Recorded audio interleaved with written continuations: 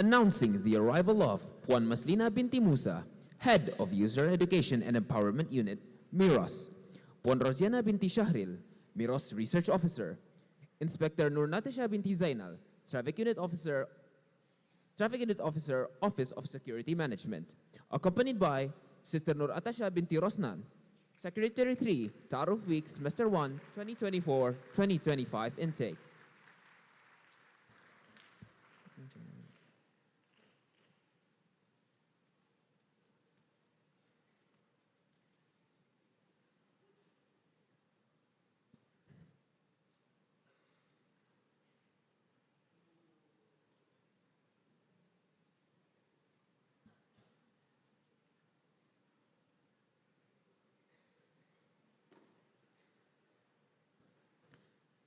بسم الله الرحمن الرحيم رب اشرح لي صدري ويسر لي أمري واحلل عقدة من لساني يفقه قولي الحمد لله رب العالمين والصلاة والسلام على أشرف الأنبياء والمرسلين وعلى آله وصحبه أجمعين. Brothers and sisters, to begin our session, let us recite الكتاب الفاتحة.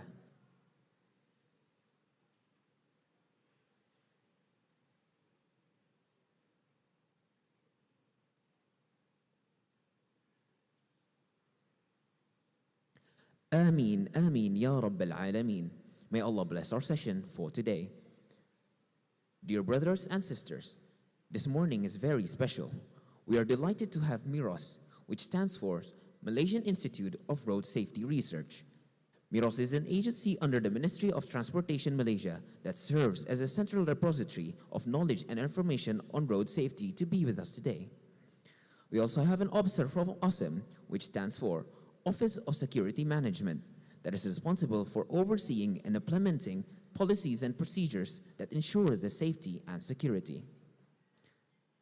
Distinguished guests, brothers and sisters, we are very honored to have Puan Maslina binti Musa, Puan Rosiana binti Shahril, and Inspector Nur Natasha binti Zainal with us today.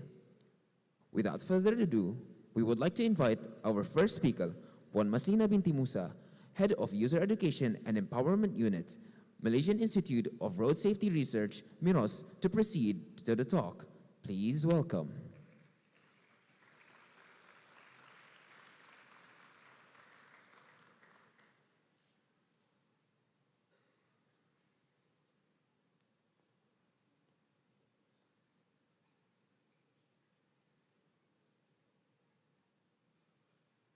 Testing. Okay, Assalamualaikum. Assalamualaikum warahmatullahi wabarakatuh. Good morning, everyone. How are you guys today? Good, Alhamdulillah. So, before I start, is it possible if I go down and maybe interaction sikit with you all? Because I'd rather not speak alone. I want to speak with you guys. Okay. Don't be scared. I won't bite. Okay? All right, thank you, MC, for the introduction. My name is Maslina Musa. Okay, I am from Malaysian Institute of Road Safety Research. Have any of you heard of Miros? No.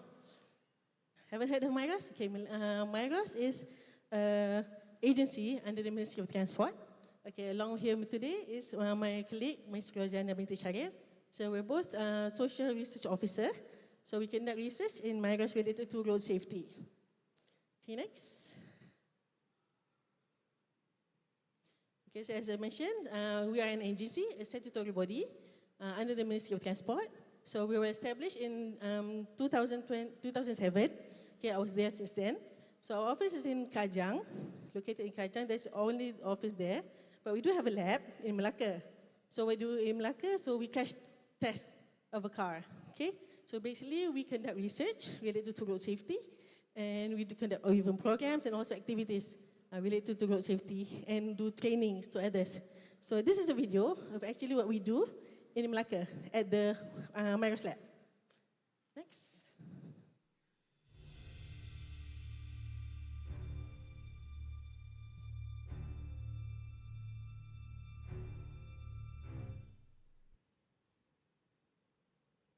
So we crash cars. Okay, this is a Pro Dua Alza that we did in 2022. Okay, that is the impact that we see. Okay, the crash was only at 64 kilometers per hour. Okay, is it fast? 64? Is it fast or is it slow? Slow, right? But can you see the impact of it? The frontal impact. Okay. See the driver? He hit the airbag. What if the airbag did not deploy? He will hit the steering wheel, right? So there's more injury to it. Okay, all passengers were buckled. They all wear seat belts. Even the kids behind, they wear car seats. So this is from view.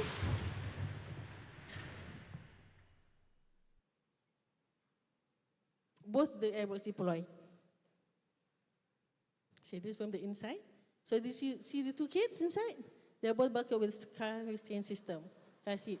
Imagine if they were not in the car seat.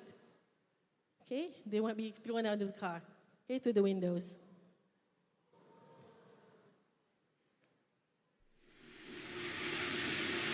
So this is from the side impact. It was hit by at 53 kilometers per hour. Okay, the speed of the impact was at 53 kilometers per hour.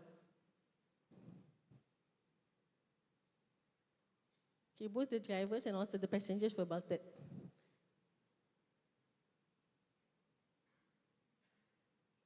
And all the airbags deployed. This is for the cars that have airbags on the side. Not all cars have airbags, but this car has an airbag on the side of the car.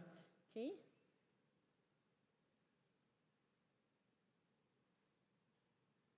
So this from the back, the view of the back. See the mirrors. Okay. Just from the inside. There's a kid also inside.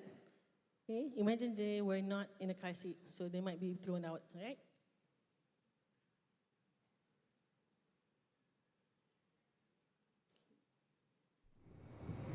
This is another technology that we also conduct. So we test for the AEB, for the braking system. Okay.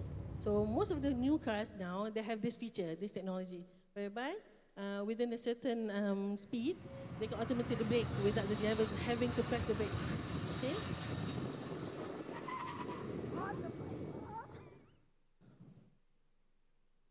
So the braking was not done by the driver, but the car itself.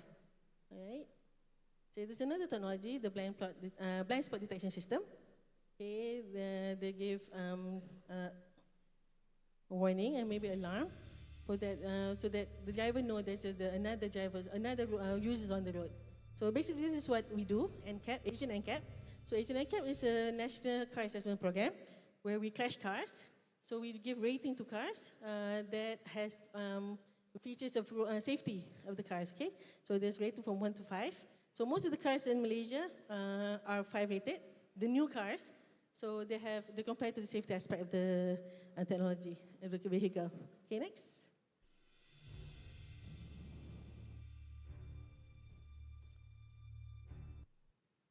Okay, so Miros, we are divided into 3 main centers. We have the road, we have the vehicle, and also the human behavior part. So this is the first center. We have the Vehicle Safety and Biomechanics Center, VSB.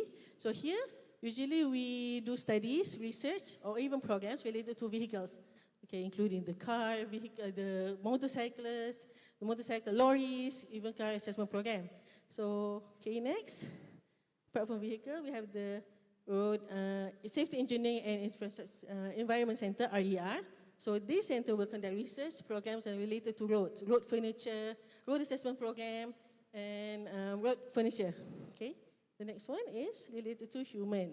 So I mainly is under this center, the Human Factors and Road User Behavior Center.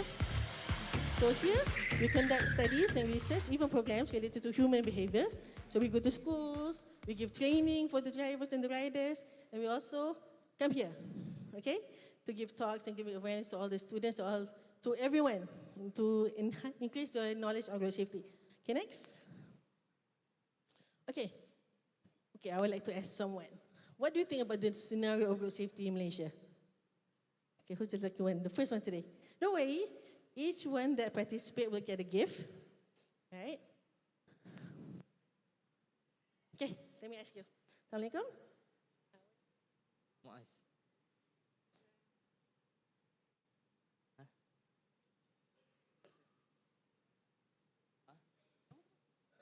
Nama Muhammad Asfi Muhammad Sali.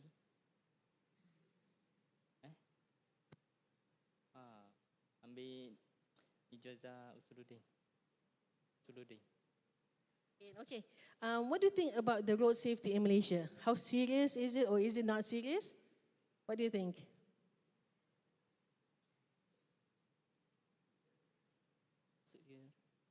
Okay, how is the situation in Malaysia? Is the accident very high in here? Is it worse, or maybe just you rarely hear about accidents? There's not much issue, so it's not worrisome. For me, it's like a minimum lah. Sebab dia ikut macam keadaan cuaca, jalan apa. It's not very worse to you. Yes, it depends on how we control the weather. All right, thank you, Muaz. Can we get someone to give a present to Muaz? Thank you, Muaz. Okay, so Muaz said it's not very worrisome because it depends on the weather, on the road, and also the driver. Okay, that's true. Okay, don't worry. Okay, next. Let me show this next slide. So basically, okay, apart from Miros being a center that conducts research, we also serve as a Road Safety Asian Center, Asian Road Safety Center, whereby we contribute and also promote knowledge to the Asian countries through data management, standards, procedures, and also road safety awareness. So this data is derived from the World Health Organization, okay, WHO. Okay, from this data, we can see that each year, a total of 1.19 million died due to accident. Okay, is that a large number? Is it not? Yes, right. So of that total, men are 3 times more likely to be involved in a crash. Male, okay?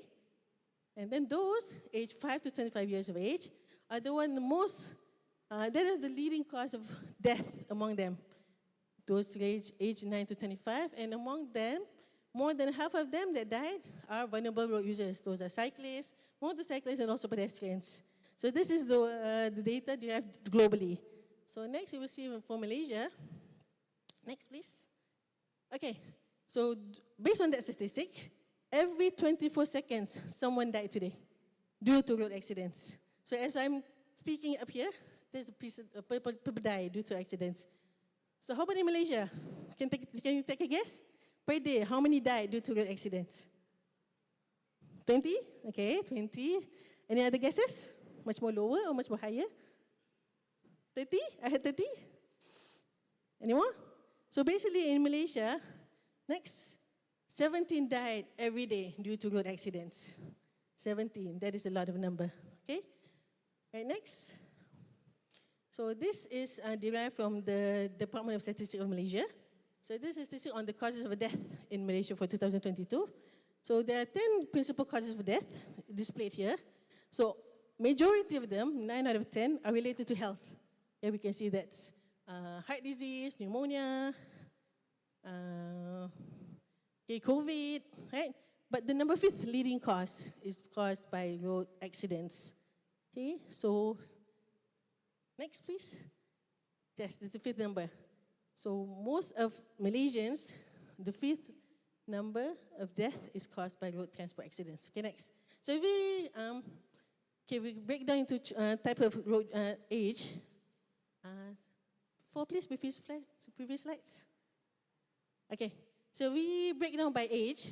So those ages 0 to 14 years old mostly died due to pneumonia. But how about you guys? Within the age 15 to 40 years old. Most of them died due to road accidents. Okay? So, again, and then for those in adult, 41 to 59, and also elderly, mostly died due to heart disease. So you guys are within this range, 15 to 40 years old. So you are more at risk when you are on the road. Okay, next. Okay, who are most at risk on the road? Maybe you can guess just now, right? Okay, next. Okay, we go by age group, right? So 40% of road users, of young adults aged 16 to 13 years old, died due to road accidents. Okay, 40% contributes the most, okay? And then followed by adult, elderly, and also the children, okay? So if we break down by daily category, So we can see children, every day, 1 child died due to road accidents. Adult, 6 died. Elderly, 3 died due to road accident. So how about the young adults? How many per day died due to accident? Next. 7. Every day, 7 of those range 15 to 30 years of age died due to road accidents. Okay, next. So if we break down by type of users, the category, okay, 67% are motorcyclists. That contributes the most of the fatality on the road. Okay? Why motorcyclists? Do you know? Does anybody know why motorcyclists contribute to the highest number? Because they are not protected. If they are being hit or caused in a crash, they are the one, the body hits first, not the vehicle. Okay? Unless you're in a car, you're being protected by the vehicle, right? But then the motorcyclists, they are not. Unless you wear PPE, maybe you can lessen the severity of the injury. But then, how about the other parts of the body? All right, next. Okay, from a study that we conducted in main hospitals in Klang Valley, there were 3 main hospitals. From 186 deaths caused by motorcycle crash, 93.5% are male. Okay, male, of which 57% are range 60 to 20 years of age, and 48% are from 21 to 25 years of age. All right? So this shows that the young male are more risk when they are on the road, when they ride the motorcycle. Okay, next. Okay, what are the factors of a road crash? Does anybody know? Okay, let me ask one of the sisters here. I'll go at the back.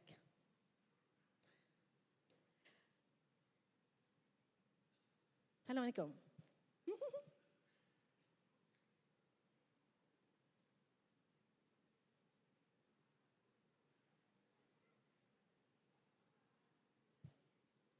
Tanya diri.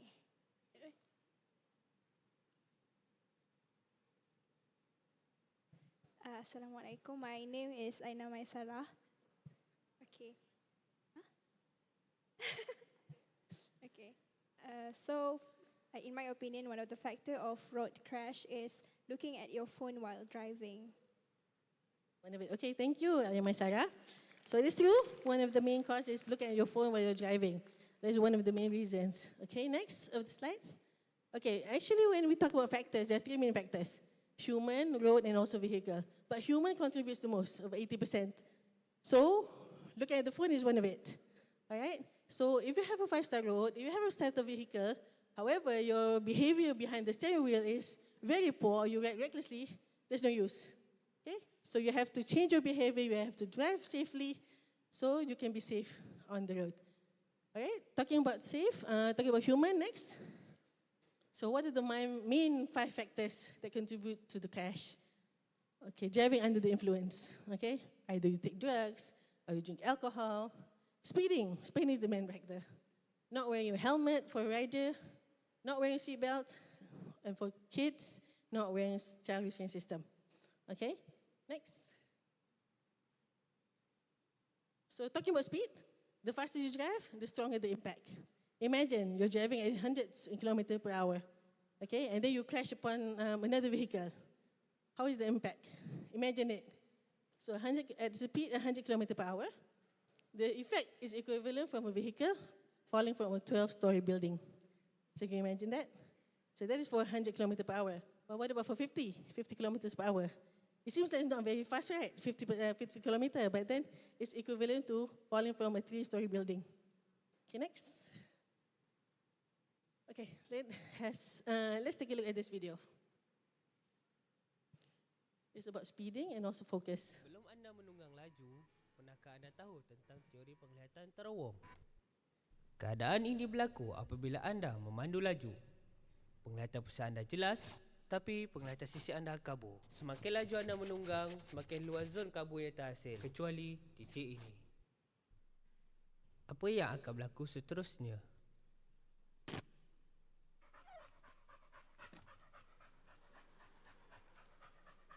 Suddenly he appeared, right?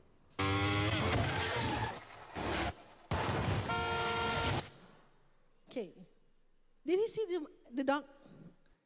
He didn't see the dog, right? Why? Because he's speeding.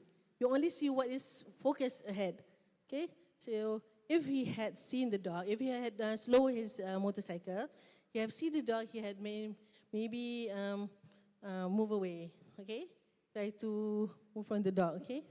Okay, right? Next. Sebelum anda menunggang Okay, so I'll touch about 3 topics mainly. We talk about road safety, the safety of a motorcyclist, safety of a driver, and also the safety of pedestrian. Okay, next. So we talk about safety of a motorcyclist. We also touch these 3 items: the laws and regulations related to motorcyclists, helmet wearing, and also visibility and personal protection equipment (PPE). Okay, next. So in terms of laws and regulations, so the 3 main laws that's related to motorcycle. So riding with, not wearing helmets. That is the most commonly practiced done by a motorcyclist. They want to go to the shop nearby. They feel that it's just a short distance, so they tend to not to wear the helmet.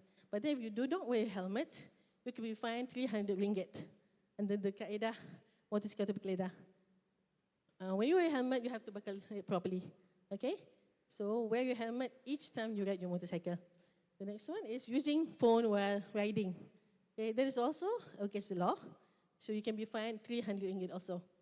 Okay, and then riding recklessly and dangerously, you can be fined 5,000 ringgit and be imprisoned for 1 day or not more than 5 years. So each time you drive, if you intend to ride your motorcycle afterwards, so make sure you practice wearing your helmet. Do not ride recklessly. And also, do not use your phone while riding. Okay, next.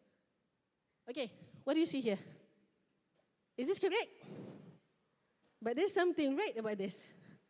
What is it? Okay, yes, they did not wear helmets. But what did he wear? Face mask, right? So is the face mask more safety than not wearing a helmet? Right, so maybe he wants to protect his health from maybe getting COVID or maybe influenza, but he forgot to wear his helmet that could protect his head. Okay, all right, next. So this is a video from Road Transport Department. So this is a new enforcement activity that is going out. So they are wearing helmets, they're wearing cameras on their helmets. So every time you are on the road, so they can stop you anytime. Okay, play the video please. Ni, saya dah ambil gambar ni. Nanti dia tak suka bang. Allahu Akbar. Tak suka.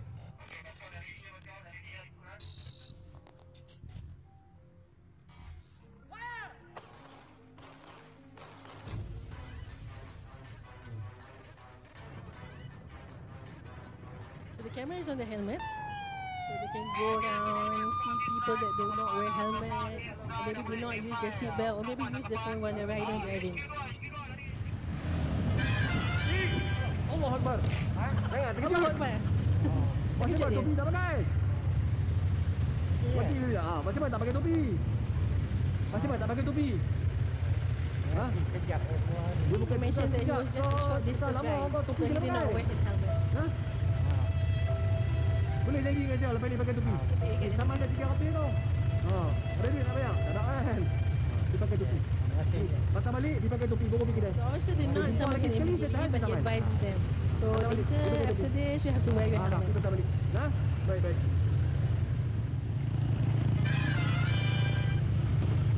So there's 2 teenagers, also been held by the officer.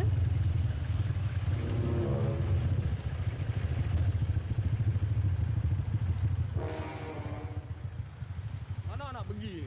balik rumah. Nak balik rumah. Umur berapa sekarang? 19. Dah ada lesen tak ada? Lesen tak ada, topi He tak do not pakai, have a topi license. tak pakai. Okay? Ni motor He took apa? the risk of not having a license to ride your motorcycle, and not even wearing a helmet. Motor siapa? Mak, ayah? Ha? Mana side mirror? Mana nombor plate depan? Banyak masalah semua ni. The side mirrors, no side mirrors, IC pun tak bawa. no IC. Even didn't bring along his IC. Nak beli barang apa-apa pun semua kena bawa ah. Lesen kena ada. IC kena bawa, helmet kena pakai. Mask pakai. Ha. See, he even wear a mask, Tu takut but not they wear his accident. helmet. His Accident helmet. Kepala pecah pun tak takut. kaca tu kena takut sebab naik motor. Mask mbak pakai.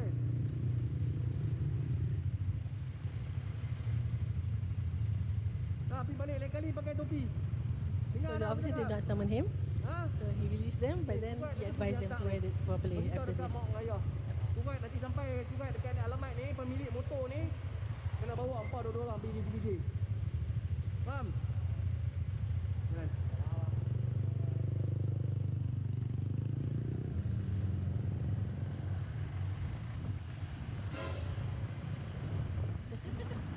Another makcik overtaking him. Also not wearing a helmet. Lain kali pakai topi makcik. Oh. Makcik nak pergi kedai beli ayam je ni. Tak apa. She wants to buy Ayam chicken tak from apa, the topi start. pakai. InsyaAllah. Tahu? Ya. Ah. Nak ambil ubat sekali ha. Tengok depan. Hati-hati bawa motor. Ya. So the officer did not detain her and did not give her a summon. Assalamualaikum, bang.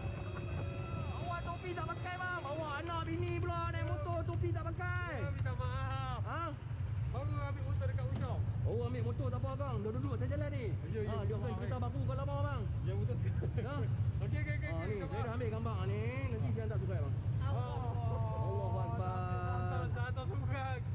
Tak apa, lepas ni kena ingat. Kau kena pesan. Ha? Pesan lepas ni ingat. Lepas ni ingat. Sian, sayang anak. Sama topi kat anak. Anak dekat bawah ni. Anak pun kena pergi pakai topi tu. Ya, ya, ya, ya. Ha, okey, pergi. Tapi surat dapat ke? Tak apalah, saya maafkan. Oh, ya? Okey, minta maaf, minta maaf. Okey, okey, terima kasih. Okay, this family was riding with three people. Is it allowed? Mostly there were only two person on the motorcycle, right? So they did not wear a helmet and they accommodate 3 person on the motorcyclist. Okay, next.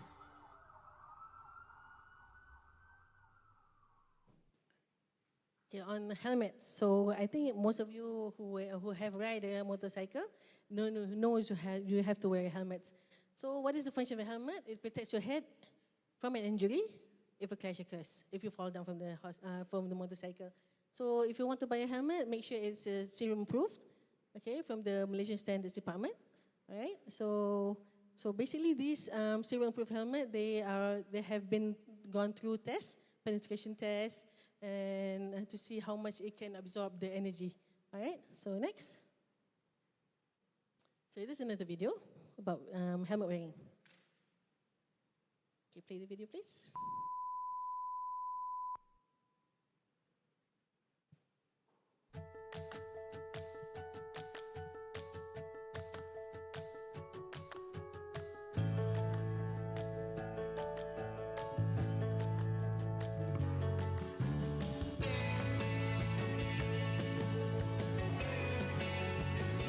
Superman.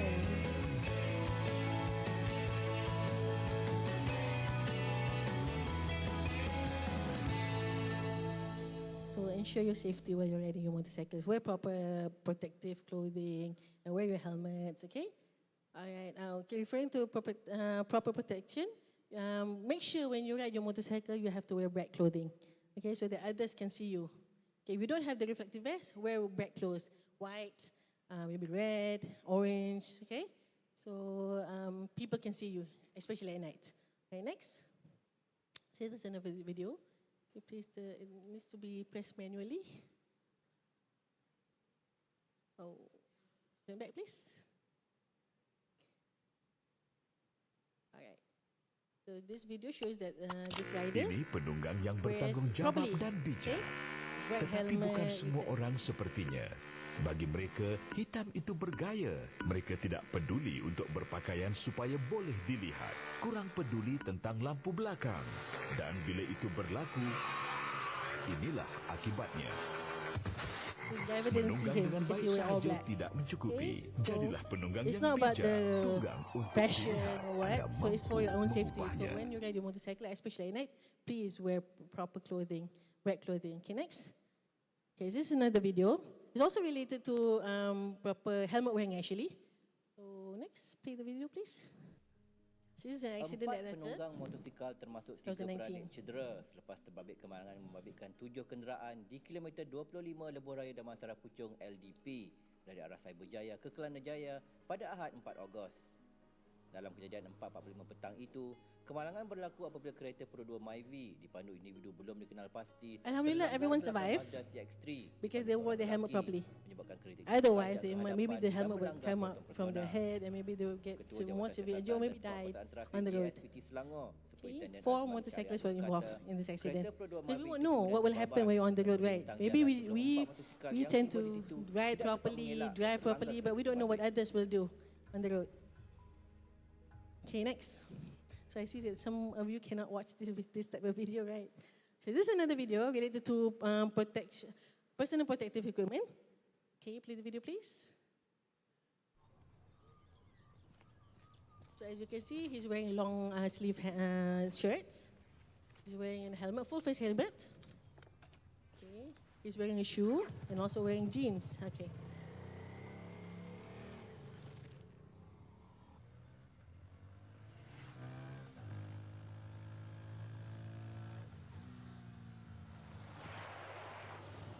He fell down by himself without any other contact with the other vehicle, right? Takes 0.03 seconds for the sneaker to burst. 0.6 seconds for the Imagine if he did not wear the a shoe, if he wears 0.03 slippers, seconds. or even he will wear shorts, or maybe short sleeve shirts. What will happen? Okay? So that's why you have to wear properly when you're riding a motorcycle. Okay, next. So protect your entire body when you're riding, all right? So as for car passengers or drivers, so these are the areas that we're going to touch on. Seatbelt wearing, speeding, and also blind spot. Okay, next. So each time you ride, you're in a car, please wear your seatbelt. Okay, everyone knows how to wear your seatbelt, right? Over the shoulder, not behind your back. Okay, not sitting on the seatbelt, not putting a dummy buckle. Okay, because I know most, maybe a lot of there, because it's also sold in the market. So don't use the dummy buckle to turn off the alarm, okay? Okay, next. So why, okay, there's also an airbag in a car. So it functions well. Okay, they increase the effectiveness when you wear a seatbelt. Some airbags do not deploy if you do not wear a seatbelt, okay? So airbag will also, as a secondary protection, okay, when you're involved in a crash. All right, next. So this is a video of the impact if you, a comparison if you wear a seatbelt or you do not wear a seatbelt from a crash test. Okay, play the video, please. So those in front does not wear a seatbelt. So see what happened. Okay, the passenger behind will be thrown to the front and impact the passenger in front. Okay. So these are those that wear seatbelt. So they are well protected, so not being thrown to the front. So they'll be thrown back to the seats. So every time you ride a car, even you're sitting in the back, please wear your seatbelts. Okay, next. Okay, talking about the speed just now. The faster the speed, the less the focus distance. Okay. Imagine you're driving at 0 kilometer. Okay, right now you're just in the car without even moving. Your view is at 180 degrees. Okay, once you accelerate, okay, your view is much more focused, right? Just as the video previously, right? Tunnel vision. So when you speed up to, I think it's at 100 kilometers per hour, your view is only at 22 degrees. So you're more focused, okay, when you're riding. So that's the effects of speeding, right? Next. So apart from that, we want to touch on blind spot. Okay, blind spot is an area that the driver could not see within the mirror instead in the car. The rear view mirror, the side mirrors, okay? So in this picture, so the car, this is the yellow car. So the areas in red are not seen by the drivers. Okay, let's say the motorcyclist there, right? So the driver could not see him, okay? So try not to be in the area too long. All right? Unless the driver tends to look back, so maybe he will see you if you're on that red zone. But the blue zone are the area that can be seen. Okay, next. So as for lorries or maybe large vehicles, they have larger blind spots in front, sides, and on the back. Okay, imagine if you're riding near to a lorry, try to move as quickly as you can. Okay, avoid from staying behind the lorry or maybe on the side or even in front, especially when you're at a traffic light. Okay, try to avoid lorries if you can. All right, so maybe they maybe not see you. Okay, next. Okay, see all the cyclists here? They all cannot be seen by the drivers. Okay, because of the height and also the structure of the lorry. Unless you are at the other parts lah. Okay, within the other part, the white part, okay, they can be seen by the drivers. That's why some drivers, they put additional mirrors so that can see other road users on the road. Okay, next. So this is another video on blind spot. Play the video, please.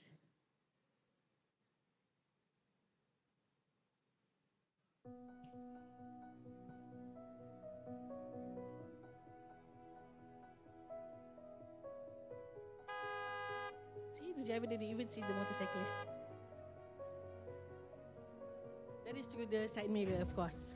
Okay, unless he turned back and saw the motorcyclist. Okay, this is the blind spot of a lorry driver. Okay, from his the view from his seat, that is only what he can see, a motorcycle there. This is from his right mirror, and from his left mirror, there's nothing. Okay, but actually there's other vehicles near to him. And there are also cars, two other cars, and also even a van. But then the driver did not see, based on the side mirror on the lorry. So this was a car drivers. Okay, this is the view from his seat. You do not see any other, except for the bicycle. Okay, and on the left side, there's only cars behind him. But actually, there's another car on the right side, and also a motorcyclist and a lorry. Okay, that is only if it depends mostly on solely on the side mirror. So don't be surprised, motorcycle even have blind spots, even though you know you're not protected with any structural things.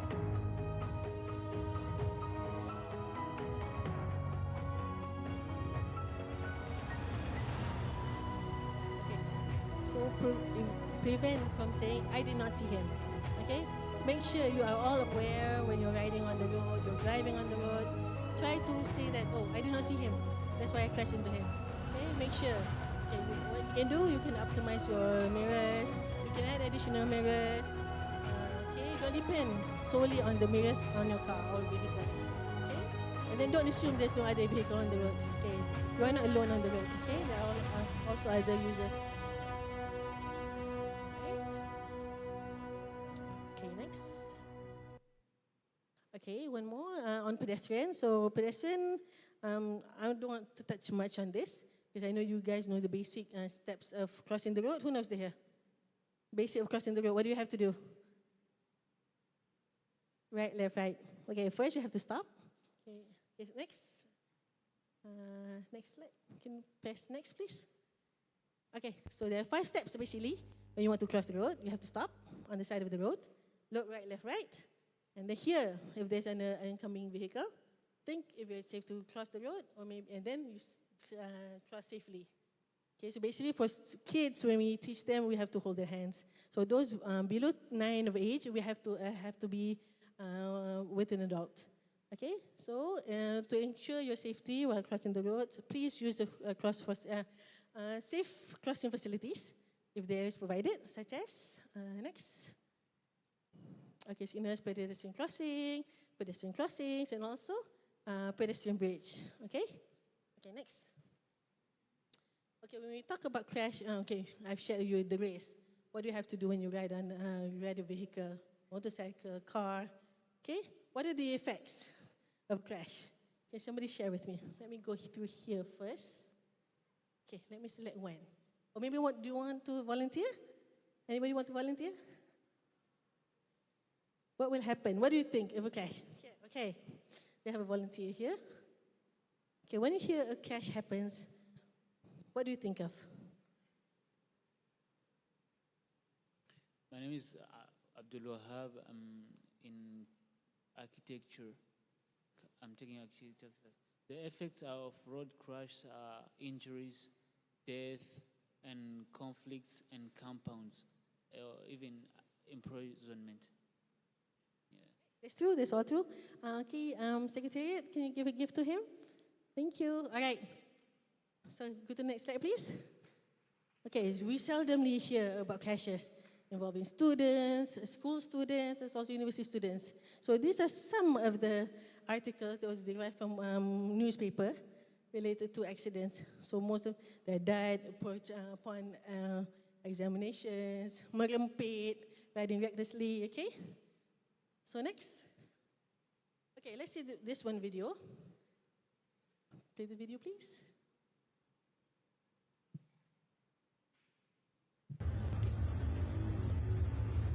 Look what they do.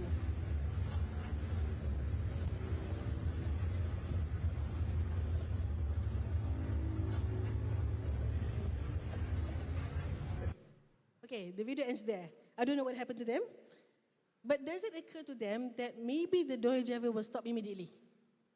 So what will happen? See, we won't know, right? So I don't know, maybe they survive. I don't know in this video. So luckily, hopefully they're still here.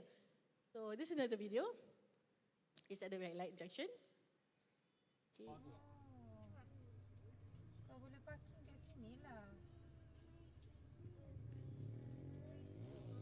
Weh, jatuh. Alamak, kenapa jatuh? Okay, first, he beat the red light. Second, he did a wheelie, but then he stumbled. So, he wants to show off, but it didn't work out, okay? So what if another vehicle on the right side crossed the road, right? So he might be involved in the accident, okay? So please think when you ride your motorcycle. Please think whatever you do when you ride or even you drive. Okay, next. Okay, this is another video. Let's have a look.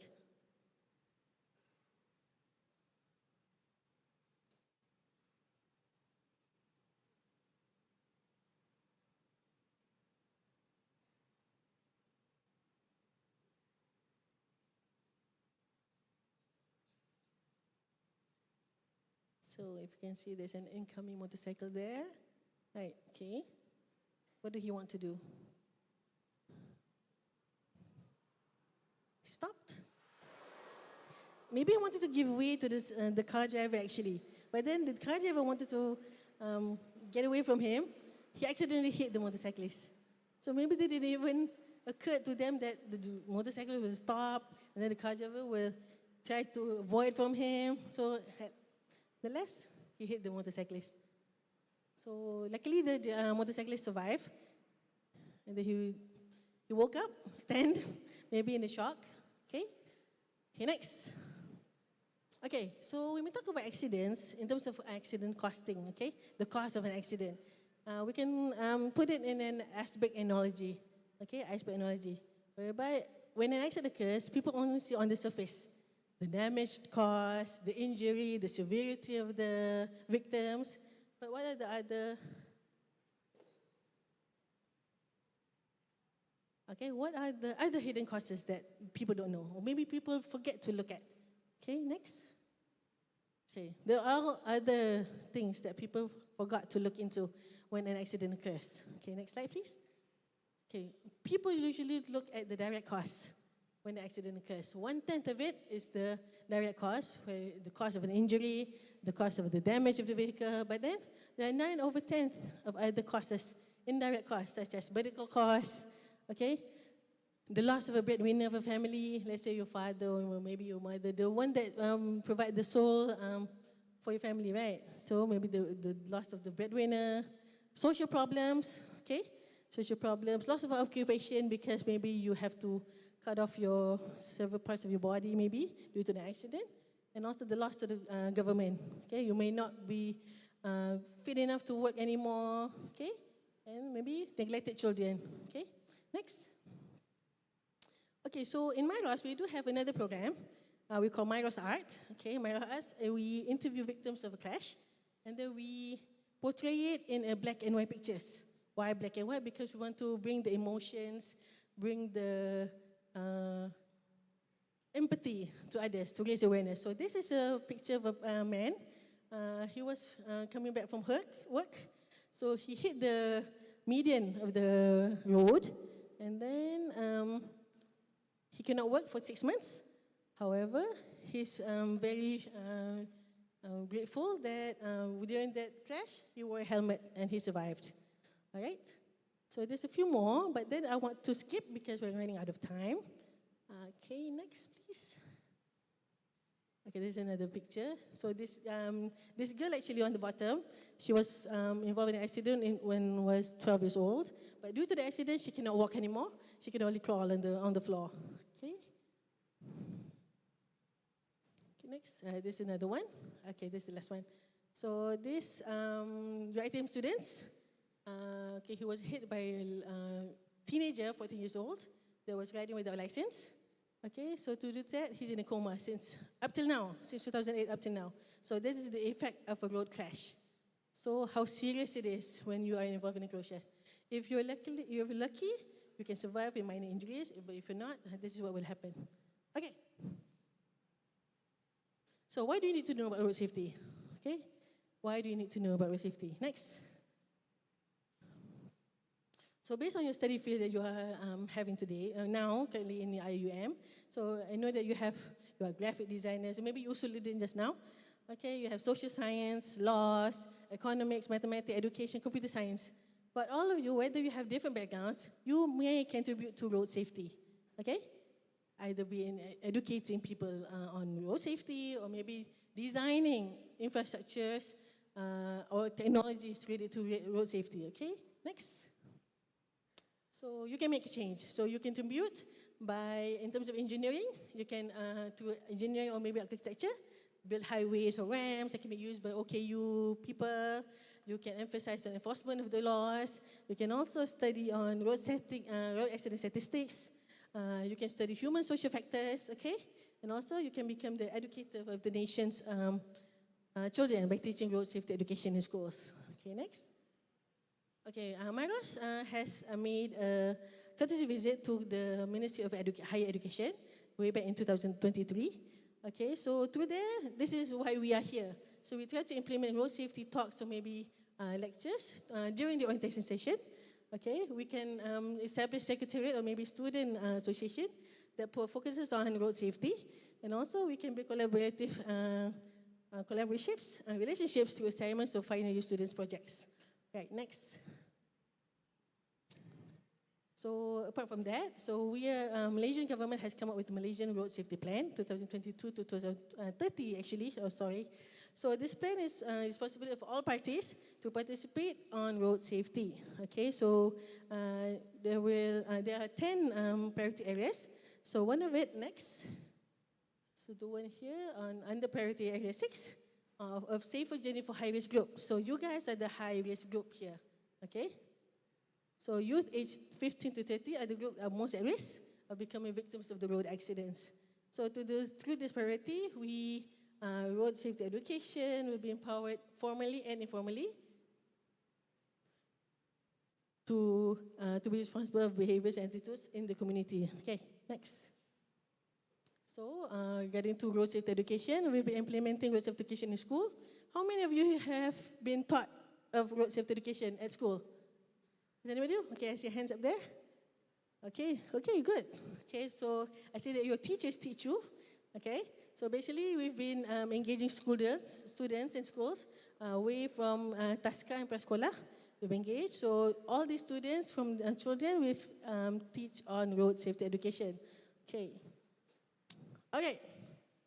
So here is the next part, the fun part. Next. Okay. You can put out your phone, put out your phone. So we have a Kahoot session. I want to know how far you are focused while I was giving a talk. Okay, that is the code 612033. Okay, so please put your metric number, please, for the nickname. Put your metric numbers. So, okay, I apologize, but this is only for 400. So 400, the first 400 will only be participating in this quiz. All right.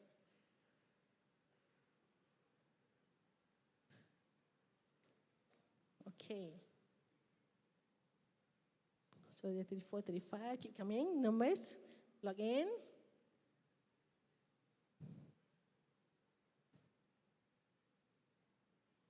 Okay, I'll give you a few more minutes, maybe 1 or 2 minutes left, until it reach 400. Okay, hurry, hurry.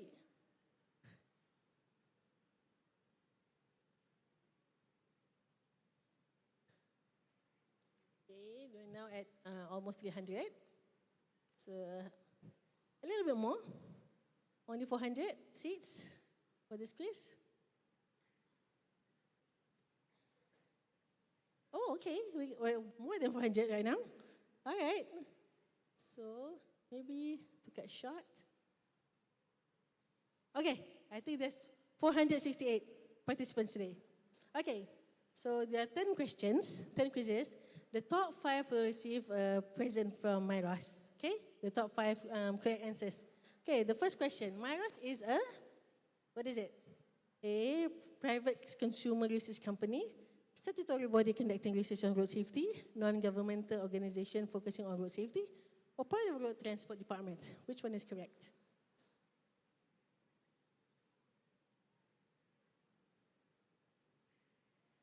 Okay, blue color.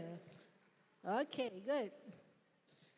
Okay, so it's leading 2414651. So I don't know who. Okay, so the next question is, true or false? On average, each year 1.19 million died as a result of road traffic crashes. True or false?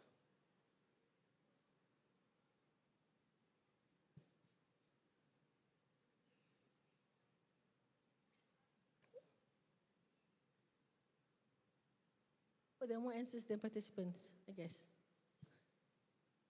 It's true. Okay, it was in my lecture previously. 1.19 million died due to road accidents. Okay, the next one. Okay, the first winner, still the same. Okay, I am 3 times more likely to be killed on the road. Guess my gender. Okay, who?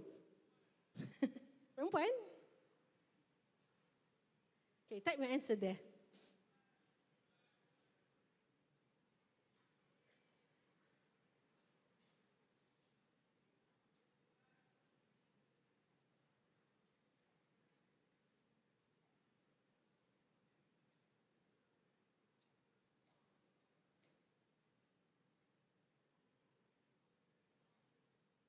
The answer is woman. True. Boy, accident. But the true answer is male or man. Okay.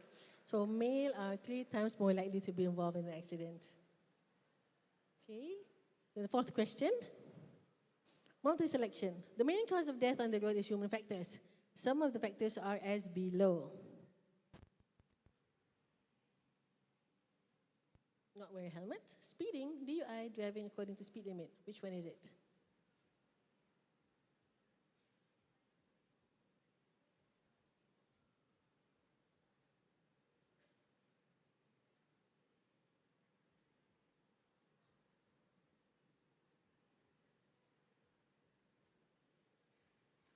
Okay. Put your answers in. Okay. Even drive according to speed, that is not one of the behavior. Okay. Scoreboard. All right. The fifth question is, Faza, order the highest fatality by age group of road users. Go. Is it children, elderly, young adults, or adult? Put in order form. The top one is the highest.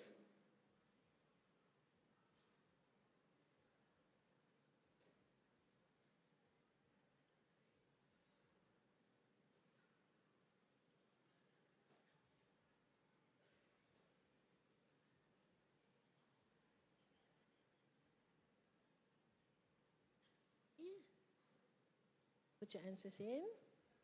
Okay, rank it. Rank it. Which one is the highest? Do you remember?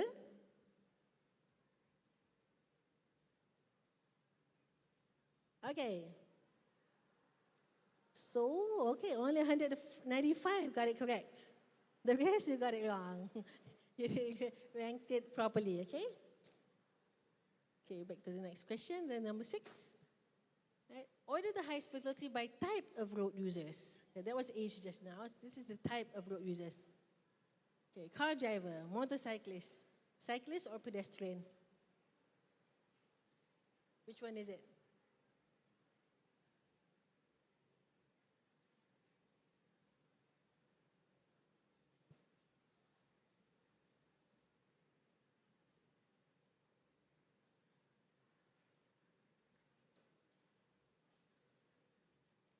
Got it correct? Okay, 15 seconds.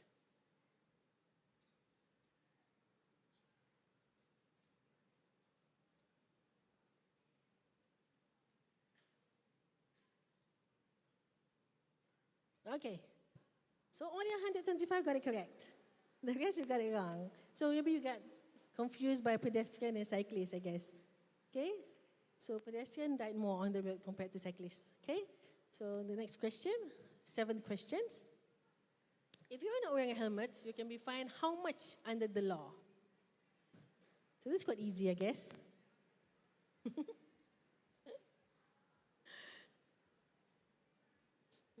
How much is it?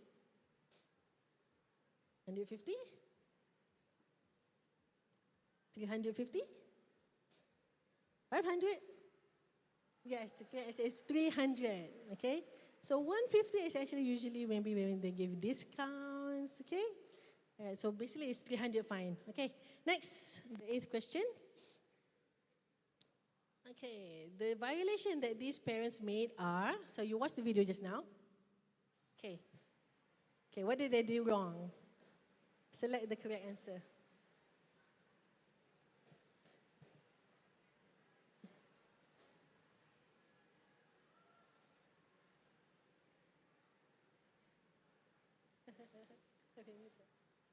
Okay.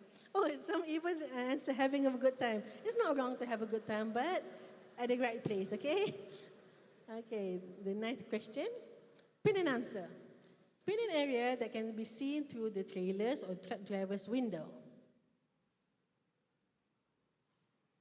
Just drop your pins anywhere you want. Okay?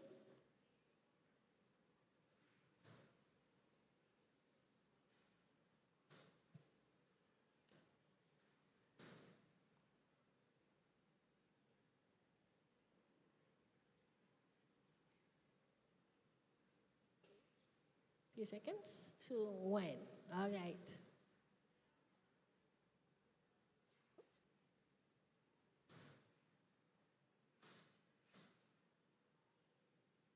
So the answers are coming in. Wow, I only can see colors there. Okay, so basically, okay, those are incorrect. So the green ones are the correct one, okay? So, but actually the one in front, in the white area, are also correct, okay? Because that location can be seen by the driver, okay? Next, okay, for the last question. Okay, it's a slider. They have double points for this. You can make a change. So how dedicated you are to become a better road user. Okay, rank yourself. Your dedication to put effort on road safety.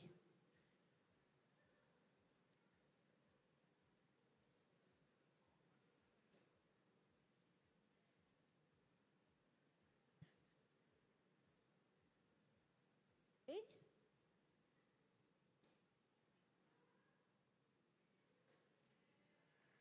%. If you put 100% your dedication, you're very, very proud. Okay, 100%. Only 382 put 100% effort. All right? Okay, so that is our Kahoot session. Thank you. So the podium. So we have 5 winners. So number 3, 2411467. Okay, you can collect your present at our Miros booth outside, okay? So number 2, 241-293. So the winner is 2414597. Okay? So the runner-ups, okay, they're number 4, number 5, so we'll get the matching numbers. Okay, so thank you for the Kahoot session. So before I end the session, so we'll see the podium. Can we get the summary maybe? Okay, so we'll check on the who's number 4 and number 5. So before I end my talk, can I get your attention because I want every one of you here to make a road safety pledge. But in order to make a pledge, I require for you to watch a 7-minute video before we make the pledge. Okay, please watch the video.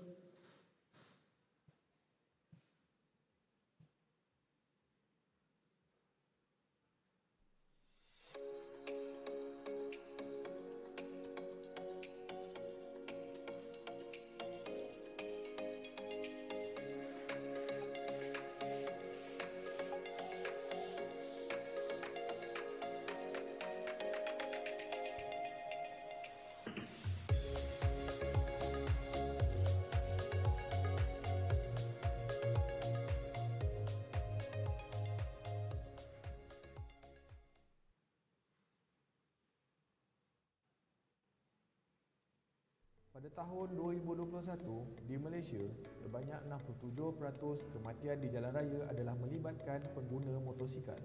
Salah satu sebab kematian adalah berpunca Sorry, the dari video is in kecederaan di Melayu, kepala. in bahasa Malaysia, but those who don't understand, maybe you can ask Fungsi your topik friend. lidah Okay? adalah untuk melindungi keselamatan kepala penunggang motosikal dan mengelakkan kecederaan kepala yang serius jika berlaku kemalangan. Topik lidah terdapat dalam pelbagai saiz. Pemilihan saiz perlu sesuai di kepala, tidak terlalu longgar dan tidak terlalu ketat. Topik lidah hendaklah diletakkan rata di atas kepala dan disarankan 2 jari di atas kening.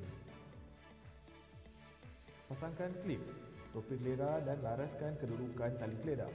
Lakukan pemeriksaan tali keledar, berikan ruang 2 jari di antara dagu dan tali.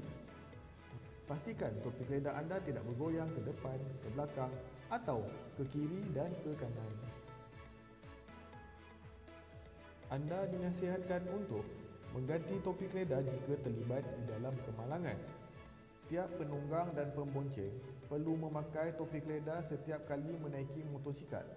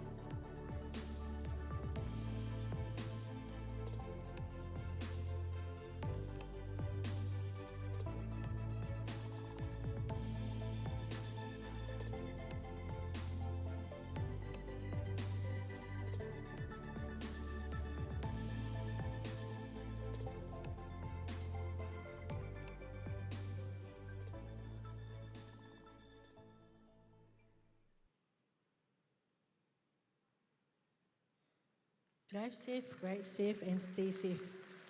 Okay. Can you pause this video? Okay, may I request everyone to stand up? Stand up, everyone. I want you guys to put on a pledge.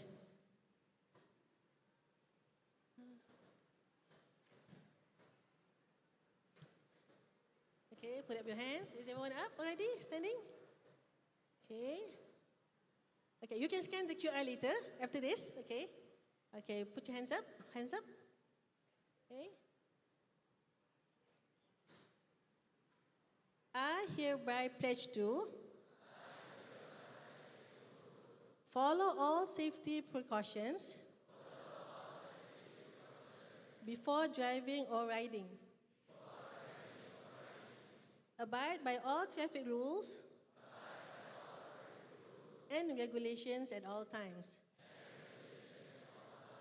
Apply the road safety messages conveyed through the video played. Hands down. Thank you. So I would like you to, guys to scan the QR code and then fill in your details. So that is the commitment that you made for the pledge. You may sit down. Okay?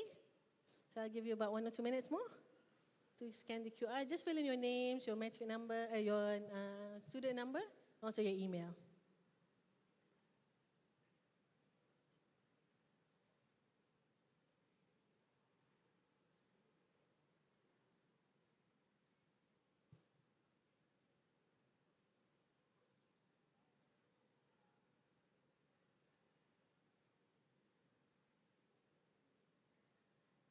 Just a simple form. Okay, your name, your student number, and also your email. So everyone got it?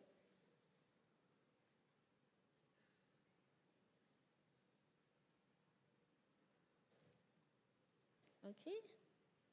Then? Oh, all right.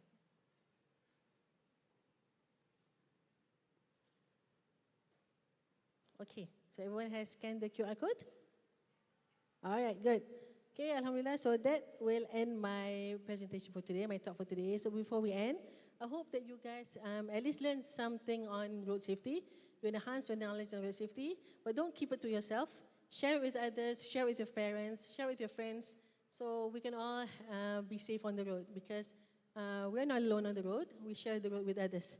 So with that, thank you very much, and Assalamualaikum warahmatullahi wabarakatuh.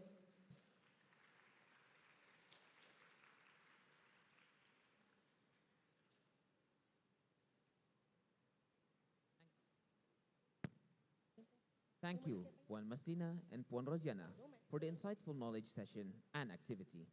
I hope all brothers and sisters have scanned the QR and pledged to abide by the messages conveyed.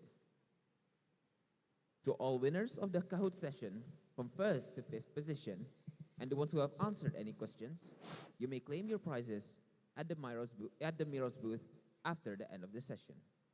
Dek, kejap. Brother, please wait, because we have a last session with the security officer. Just a few minutes, yeah? All right.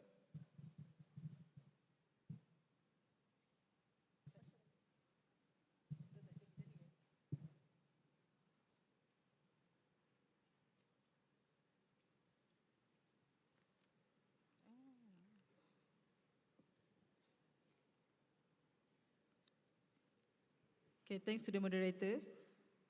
Welcome to our special guest today. Bismillahirrahmanirrahim. Assalamualaikum. A very good morning to brothers and sisters.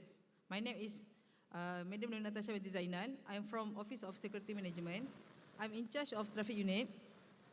So for your information, today I will give simple explanation regarding traffic rules and regulation in campus. Brothers and sisters, as you know, Office of Security Management have the authority from Higher University Management and comply with the provision under the regulation of Road Traffic Act 1987, Staff Disciplinary Rules 2012, and Student Disciplinary Rules 2004 amendment by 2006. Okay.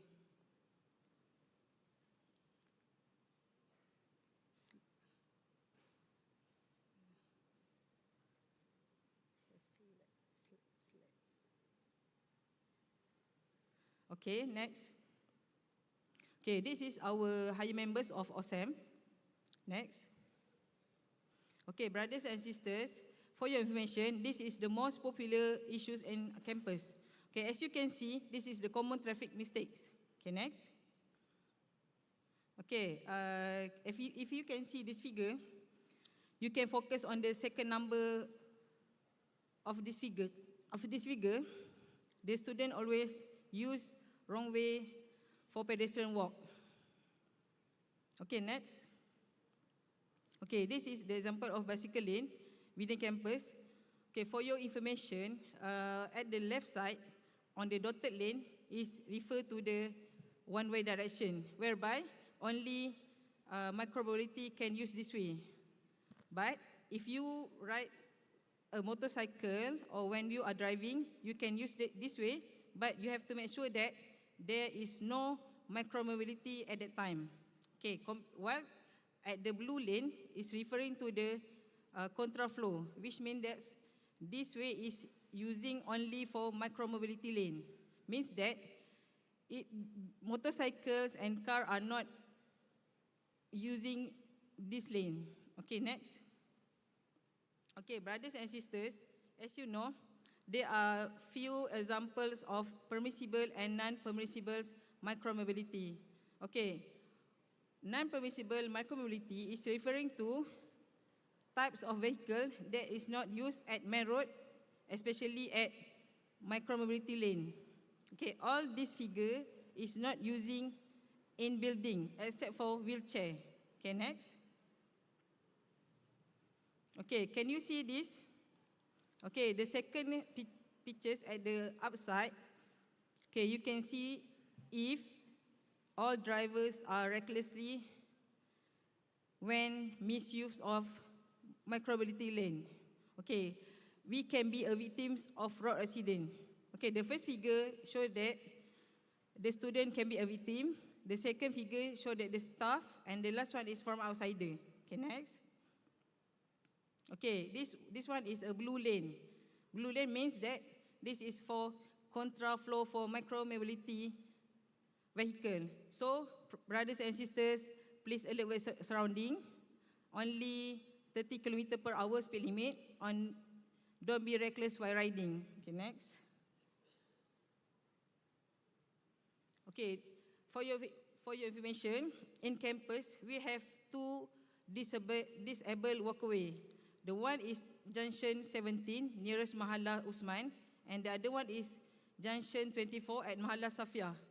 So, please alert with the red light, like what Miros said before. So, prioritize disabled person and assist them when in need. Okay, next. Okay, this is the last part of my session. Okay, if you guys want to bring your own car to campus, only you can bring your own motorcycles for first, second year, and third year only. Okay, the cars is only eligible for fourth year student. Okay, you have to apply your sticker and download the form from outside website, and then you have to come to one-stop center, Office of Security Management. Okay, next. Okay, that's all from me. Let's keep our campus safe for everyone. Thank you.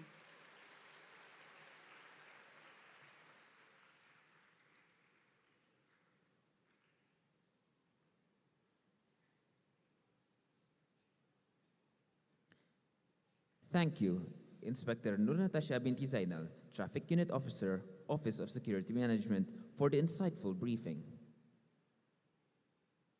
To understand more about the Safety Road campaign, let us watch a video presentation by Health and Built Environment Department, OSHBE IIUM.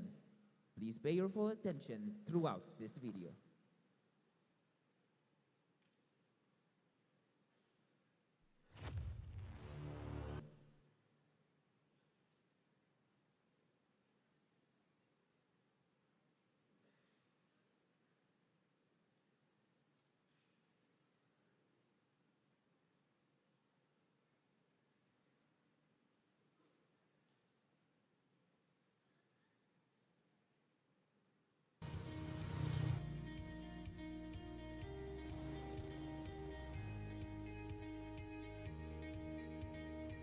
Assalamualaikum and hi everyone.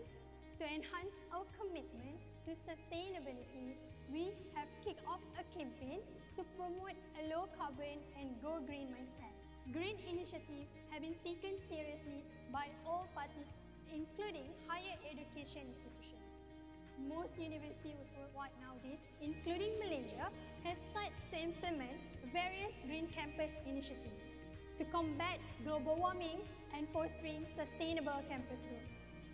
We're making some progressive changes to Al Jamiah Road on the Gombak campus to support micro-mobility vehicles and encourage road sharing. A special lane for micro-mobility vehicles on Al Jamiah Road has been set up, which should make getting around campus easier and greener for everyone.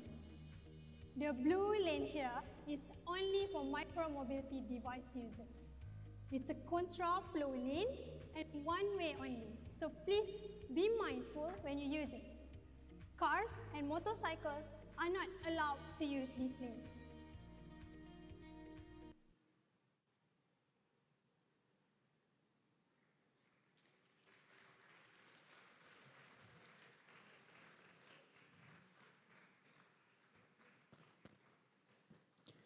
Before we adjourn, I would like to seek your cooperation to gather round for a photography session. I would like to request the VIPs to descend from the stage to join for the photography.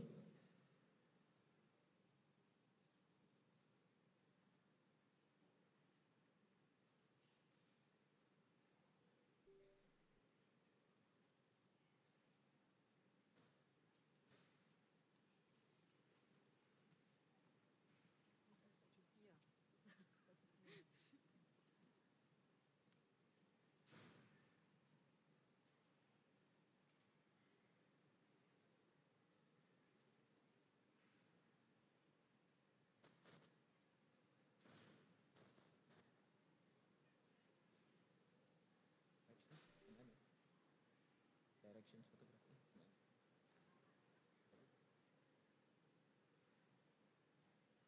Ada.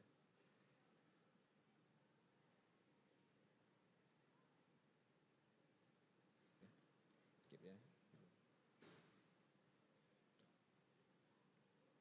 Dear brothers and sisters, we have reached the end of our session.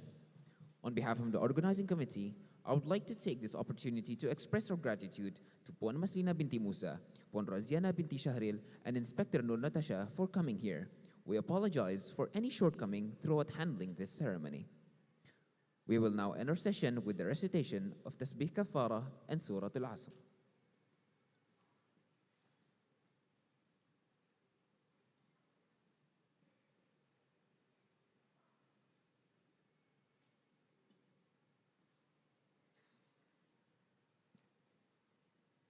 Before we move on to our next slot, once again, please ensure to scan the QR code in front of your seat to register your attendance.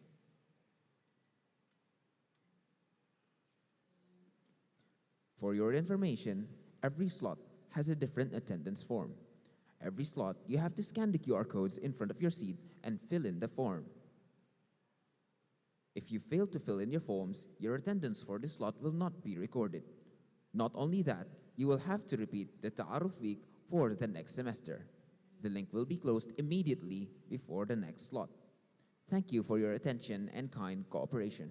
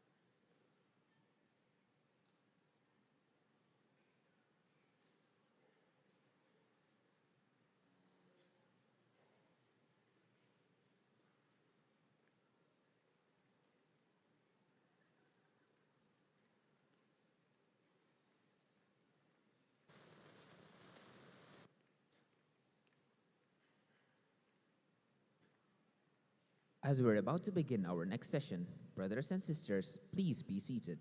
Here are a few reminders before we begin. Kindly switch your mobile phones to silent mode and minimize the usage of mobile phones to avoid any interruptions. Please be informed that you're not allowed to leave the hall once the signage is put on red color. Another reminder, students are not allowed to use the VIP toilets. You may go to the toilets at the back of the hall. Before we start, whoever feels sick or unwell, you may find our committees at the back of the hall wearing red bags. Thank you for your kind cooperation and attention.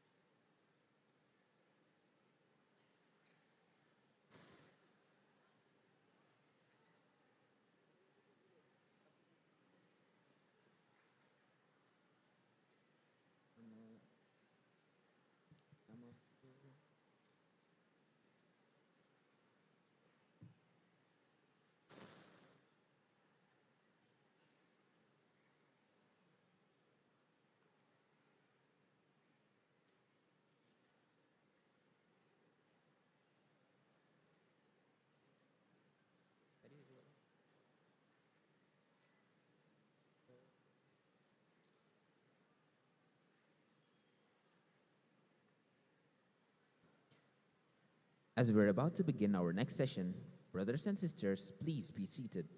Here are a few reminders before we begin. Kindly switch your mobile phones to silent mode and minimize the usage of mobile phones to avoid any interruptions. Please be informed that you're not allowed to leave the hall once the signage is put on red color. Another reminder, students are not allowed to use the VIP restrooms. You may use the ones at the back of the hall. Before we start, whoever feels sick or unwell, you may find our committees at the back of the hall wearing red bags. Thank you for your kind cooperation and attention.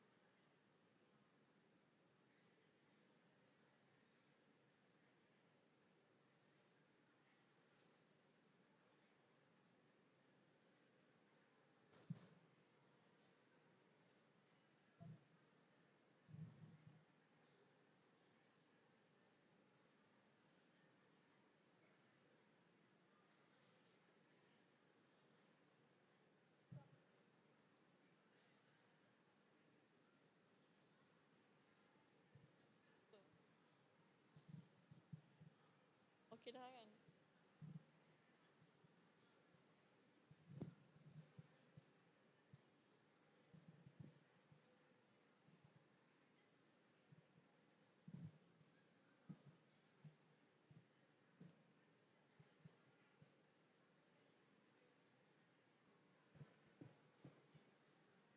Announcing the arrival of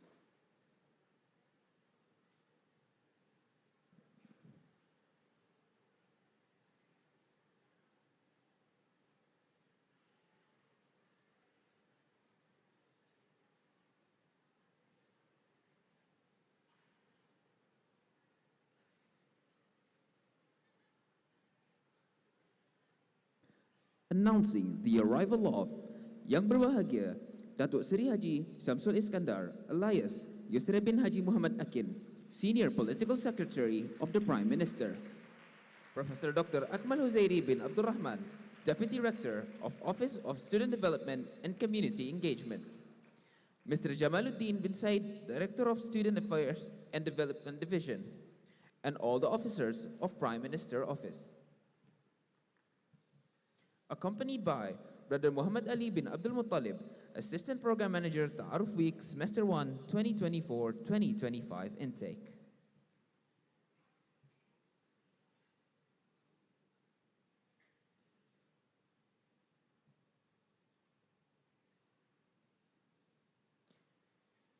بسم الله الرحمن الرحيم. رب اشرح لي صدري ويسر لي أمري واحلل عقدة من لساني يفقه قولي. الحمد لله رب العالمين والصلاة والسلام على أشرف الأنبياء والمرسلين وعلى آله وصحبه أجمعين. Brothers and sisters, to begin our session, let us recite al-Kitab al-Fatiha.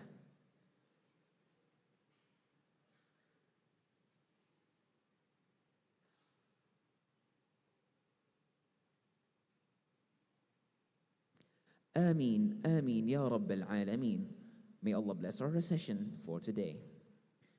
Distinguished guests, brothers and sisters, we are very honored to have Yang Berbahagia, Datuk Seri Haji Samsul Iskandar, alias Yusra bin Haji Muhammad Akin, with us today.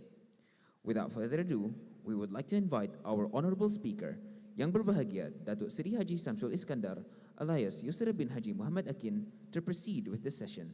Please welcome.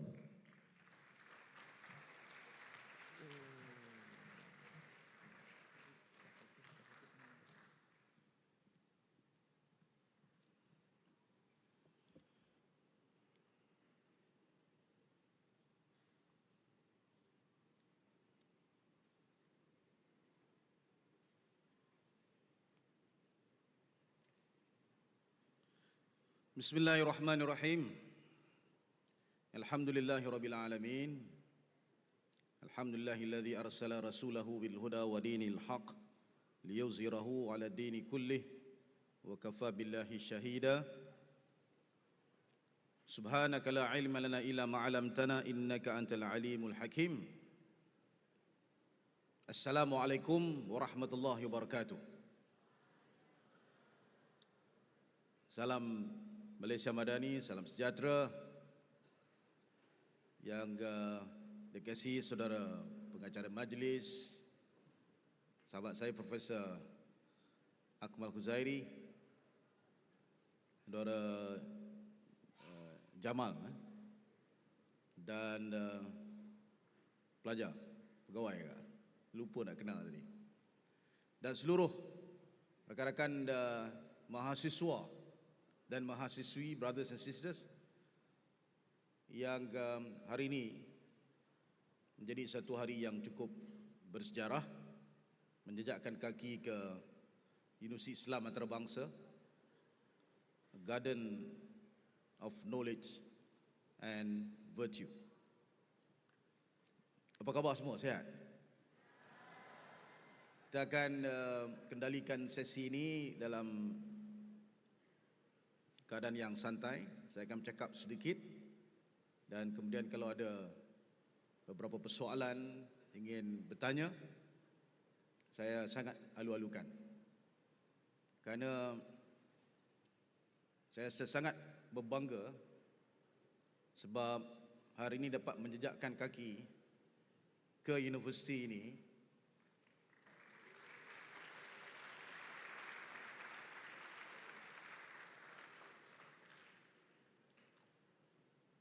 Sebab kali terakhir saya tamat belajar ialah pada tahun 1998. I'm still young, I'm settled at 35. Dan saya masuk ke kampus ini sebagai mahasiswa yang mula-mula terpilih masuk ke kampus ini.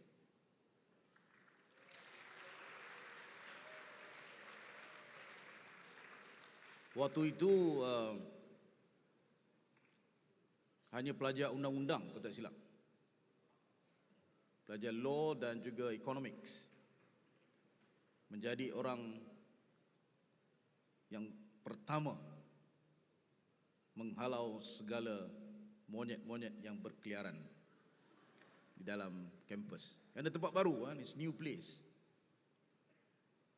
And at that time I was the president of Students Representative Council of this university.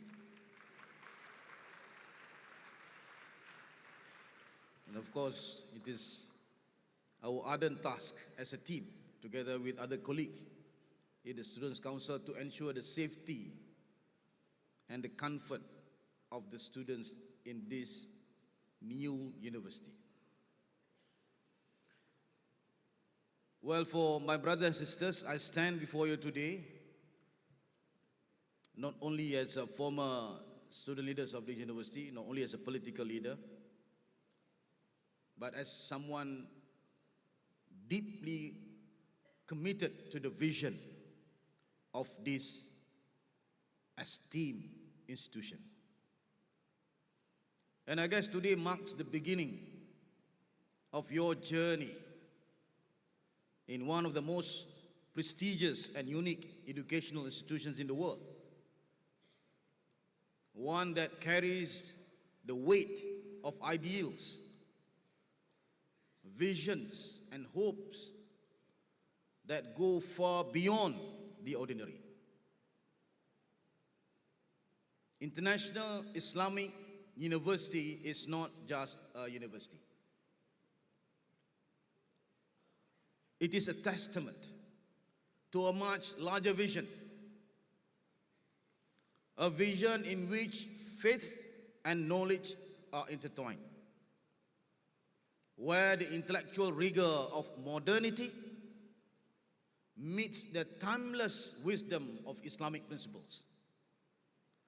And as you embark on this path, it is essential that you understand the profound legacy that brought IIUM into existence and the ideals it continues to carry forward. As majority of you are aware that this university was founded in 1983, inspired by a vision that blended Islamic teachings with modern intellectualism. And this vision was largely driven by our current Prime Minister, Datuk Sri Anwar Ibrahim,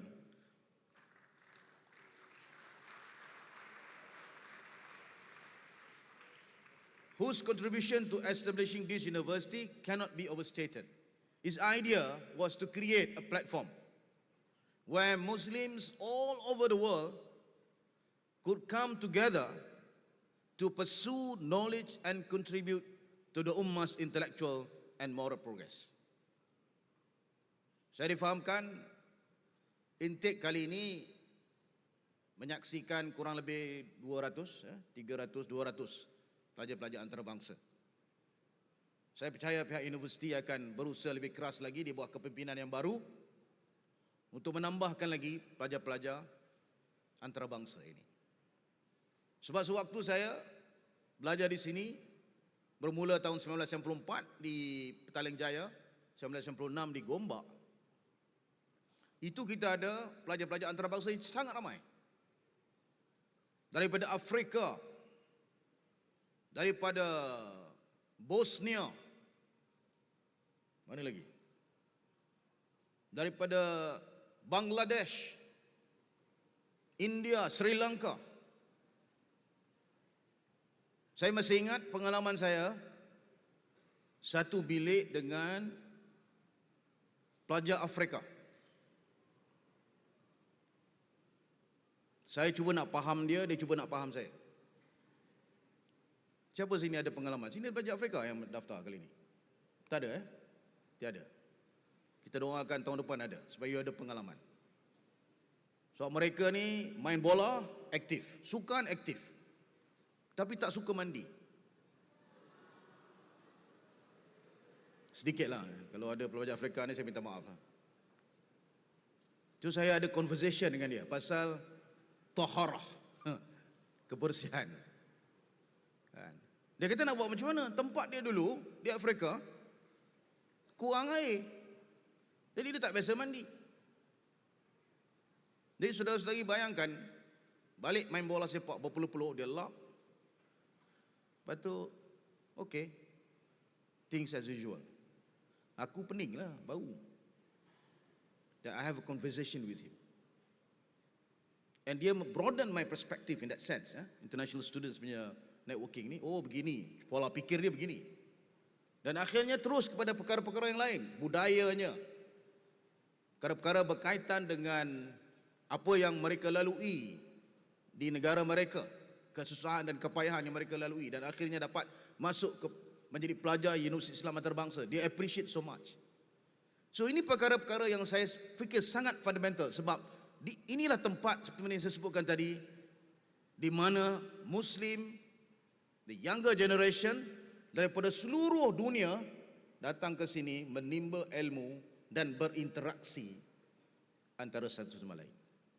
Benarlah kata-kata di dalam Al-Quran, Bismillahirrahmanirrahim, Ya ayuhan nas, inna khalaqnakum min dzakarin wal untha, wa ja'alnakum syu'uban wa qaba'il lita'arafu, inna akramakum indallahi atqakum.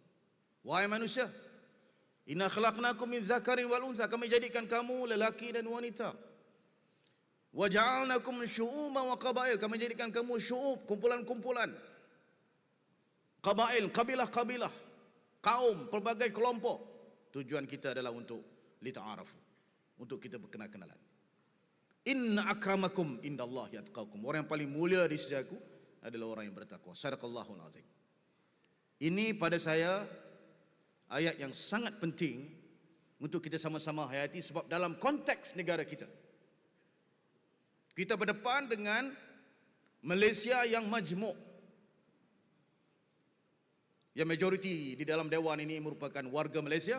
Kita berdepan dengan satu realiti bahawa Malaysia ini negara yang majmuk.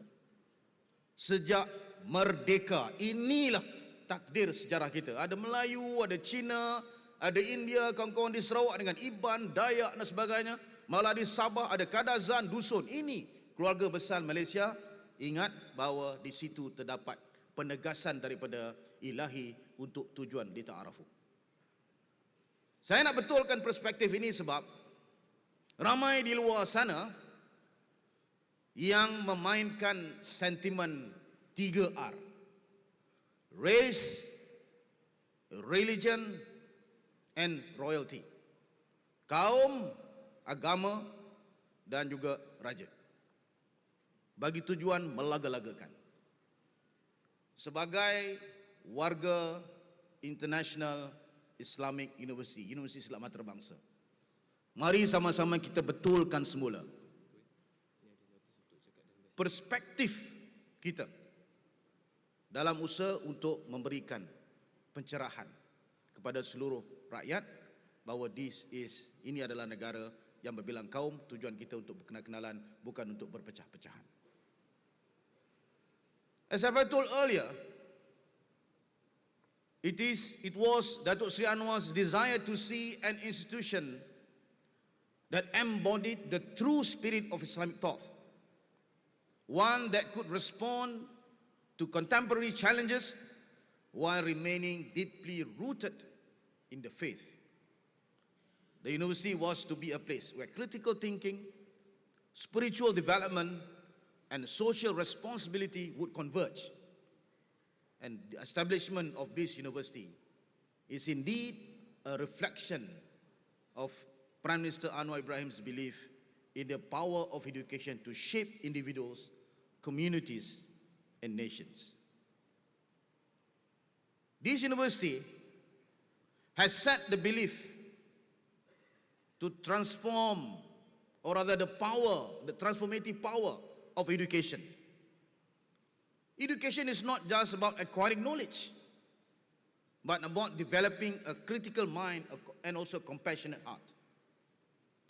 Let's be reminded of a very interesting quote of Malcolm X, Abdul Malik Shabazz.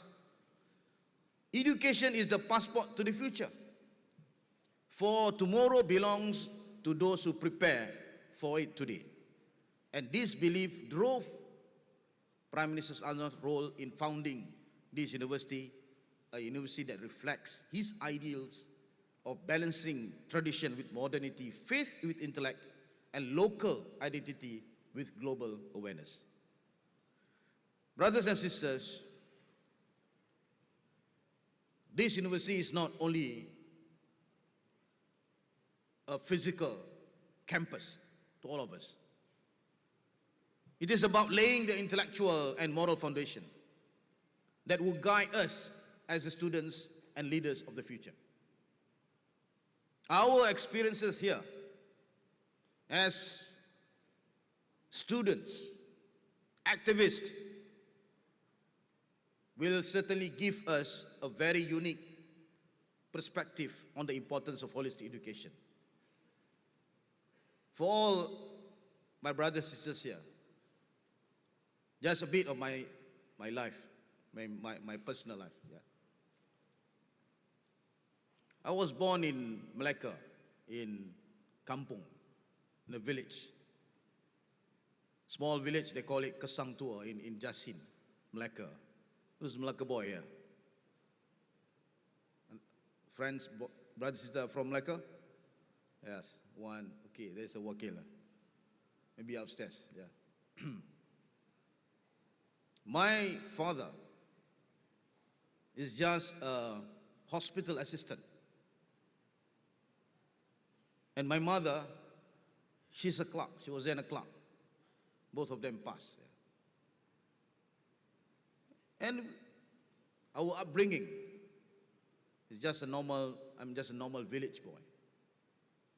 But let me tell you this, yeah.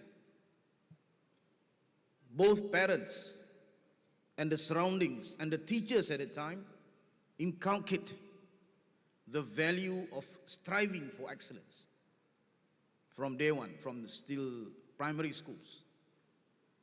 And then finally, when I entered into university, this is where I find a good platform to polish, quote unquote, the leadership. So let me reiterate and encourage all of you,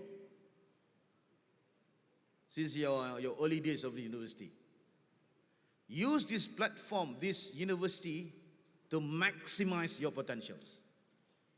Maybe one of you, brothers and sisters here, in 5 or 10 years next, will be ministers that run this country.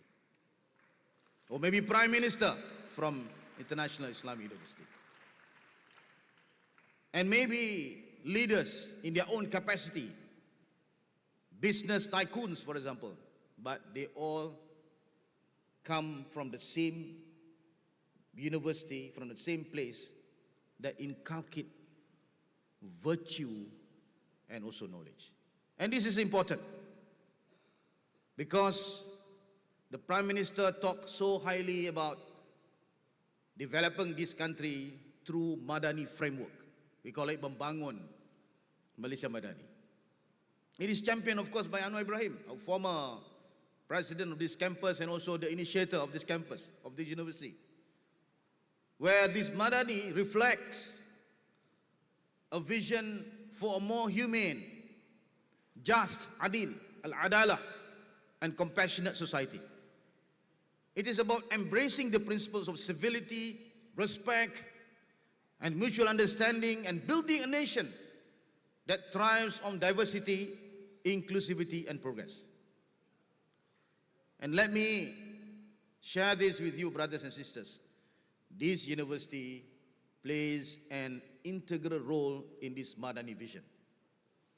It is a microcosm of the larger ideals the Prime Minister has been advocating for decades.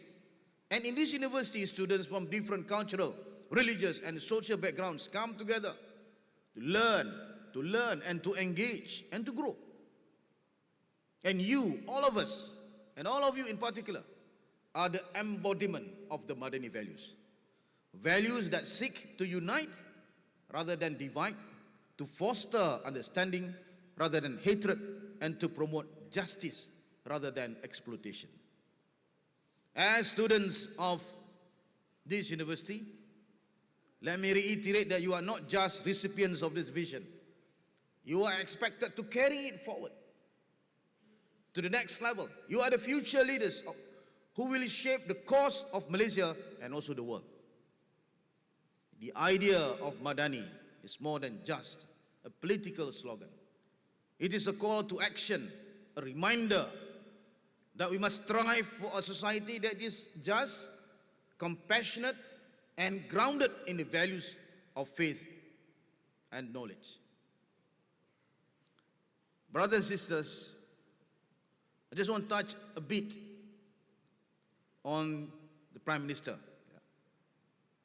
because he is so instrumental in developing this campus and promoting this idea of knowledge.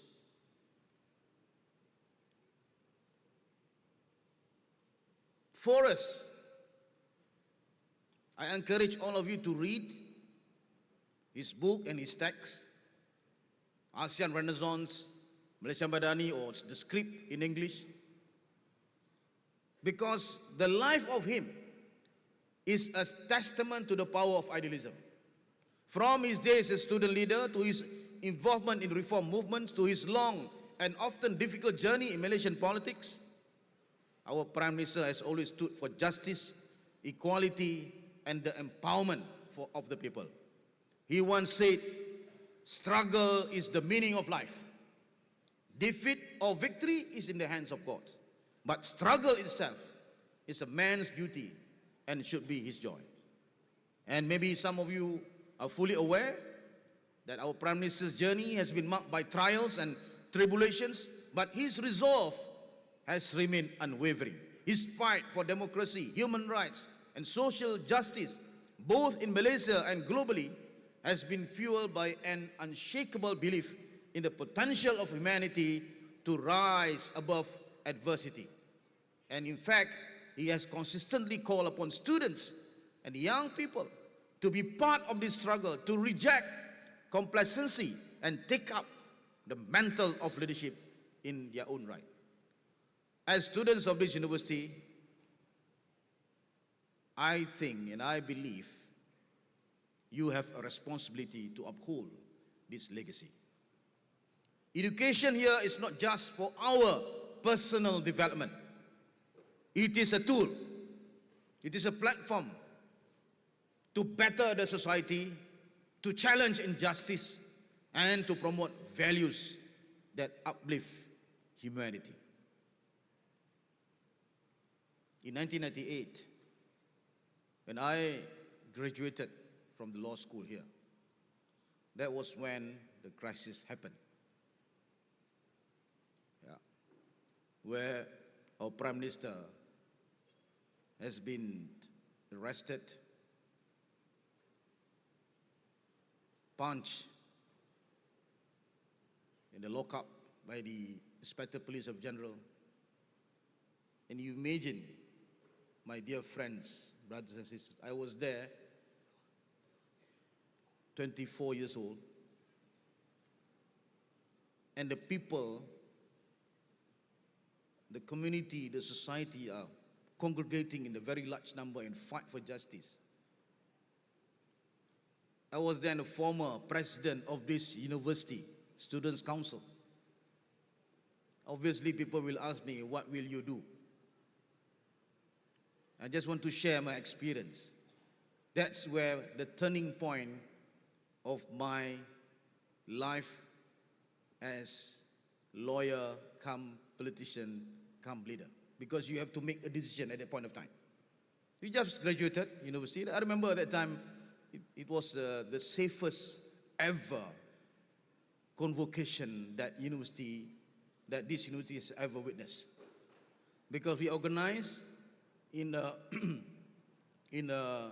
stadium where all of us wear a white ribbon to show solidarity with our president, Dato' Sri Anwar at that time in 1998. And there are a lot of police outside the stadium, and there are a few helicopters on top of it just to monitor. And at that time, I've told myself, look, I need to be there and defended him of all the allegations that were put against him. So this is my personal experience that maybe some of you will go through this process along the way. I put it up here as part of the idea that this university has developed me to a certain extent, understand what to make when there are challenges at the crossroad, whether you want to go to the right or whether you want to go to the left. And this is a very difficult decision. Alhamdulillah, I thank Allah subhanahu wa ta'ala.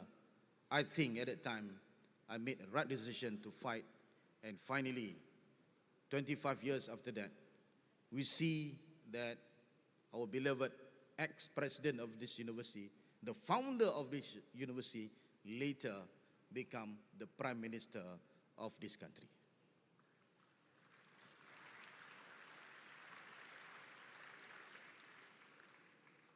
He always talk about post-normal times. Then I think all of us should embrace post-normal times.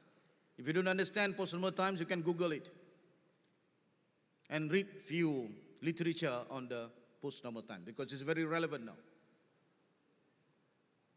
Because the world order that we knew since 20th century has been crumbling into multipolar world, where we witness geopolitical tensions and conflict between world powers, posing threats and also opportunities for us to navigate in the new 21st century. Structures and systems we have taken for granted are being challenged by economic instability, environmental crisis, and political upheavals. We must be warned that we must be prepared for these complexities. As students, our role is not just to learn the existing systems, but to be innovators, thinkers, and problem solvers of this new and unpredictable world. As Albert Einstein once said, education is not the learning of facts, but training of the mind to think. And in an era of uncertainty, critical thinking is perhaps the most important skill we can develop. It is not enough to know what to think, we must learn how to think. As we can read in the various chapters in the Quran, where Allah SWT said, لَعَلَّكُمْ تَتَفَكَّرُونَ. لَعَلَّكُمْ تَتَفَكَّرُونَ, in many verses of the Holy Quran. And we have the great Muslim philosopher, Ibn Khaldun, once noted, the past resembles the future. More than one drop of water resembles another.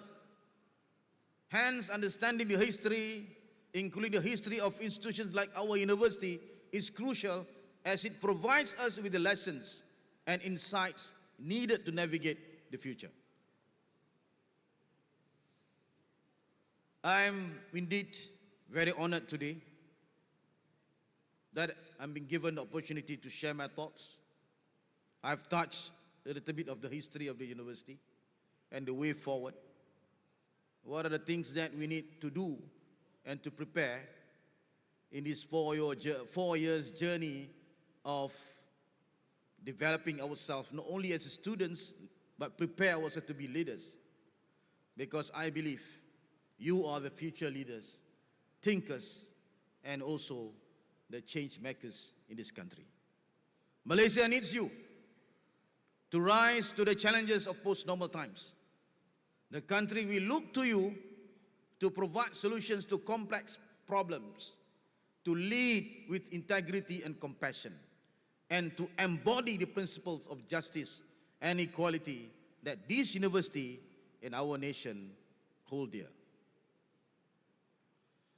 As you step into a new phase of life, my dear brothers and sisters, always remember that you are part of something much larger than yourself. Let me reiterate again, this university is not just a place to gain knowledge.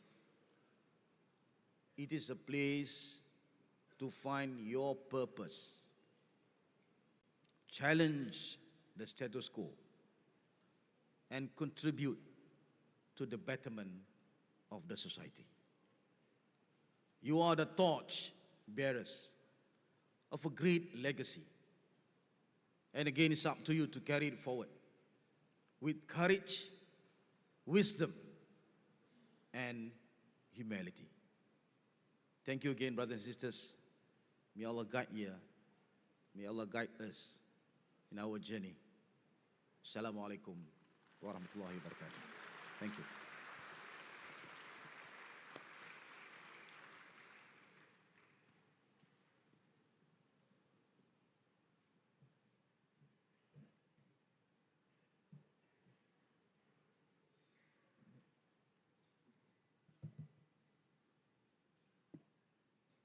Thank you, Yang Berbahagia Datuk Seri Haji Syamsul Iskandar, Elias Yusra bin Haji Muhammad Akin for the insightful speech. I now open the floor for the Q&A session. If you have any questions, please proceed to the nearest microphone. Don't forget to mention your name and your kulliyah.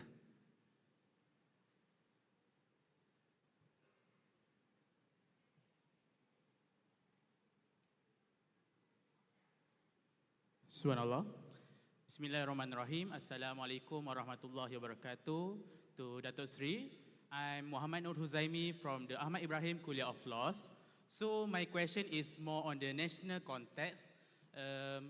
If you notice on this early week, a public university in Malaysia, I don't want to say the name, has made a briefing that stated that General Assembly is considered as a haram assembly, perhimpunan haram, even if it is dibuat oleh para mahasiswa dan dihalang oleh pengurusan universiti. Jadi bagaimana pandangan kerajaan pada hari ini untuk menegakkan suara mahasiswa sebagai penyumbang dan pembina kepada negara ini pada masa hadapan dalam kerangka madani dan juga reformasi institusi yang sentiasa diperjuangkan oleh kerajaan pada hari ini. Terima kasih Datuk Seri.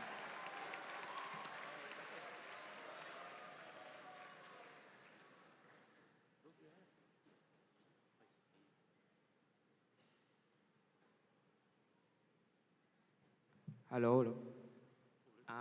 Salam Malaysia Madani to the Dato Sri, and I got one question about the economic issues, which is through the economic Madani frame, how does the national debt will decrease? And recently I see a news about is it the government?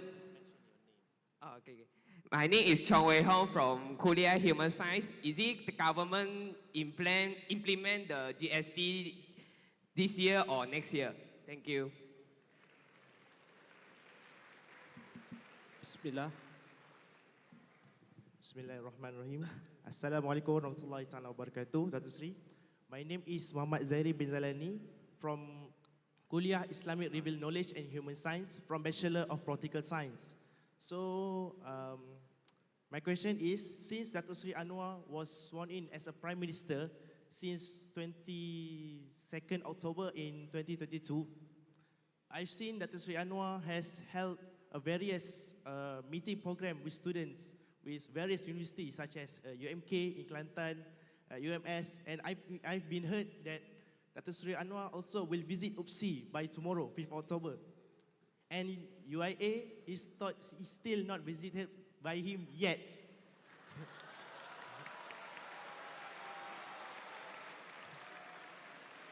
So my question is, as a political secretary of Datuk Seri Anwar, can Datuk Seri convey to Datuk Seri Anwar to come visit us here one day?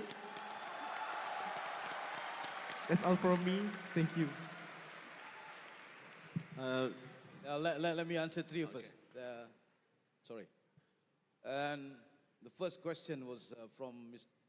Brother Muhammad. Is it Muhammad? You asked about the illegal assembly, is that right? Well, that's my favorite subject. Let me teach you how to demonstrate, but not in front of the professors. Well, let me put into the perspective on 1998 and fast forward the current situation, the current law.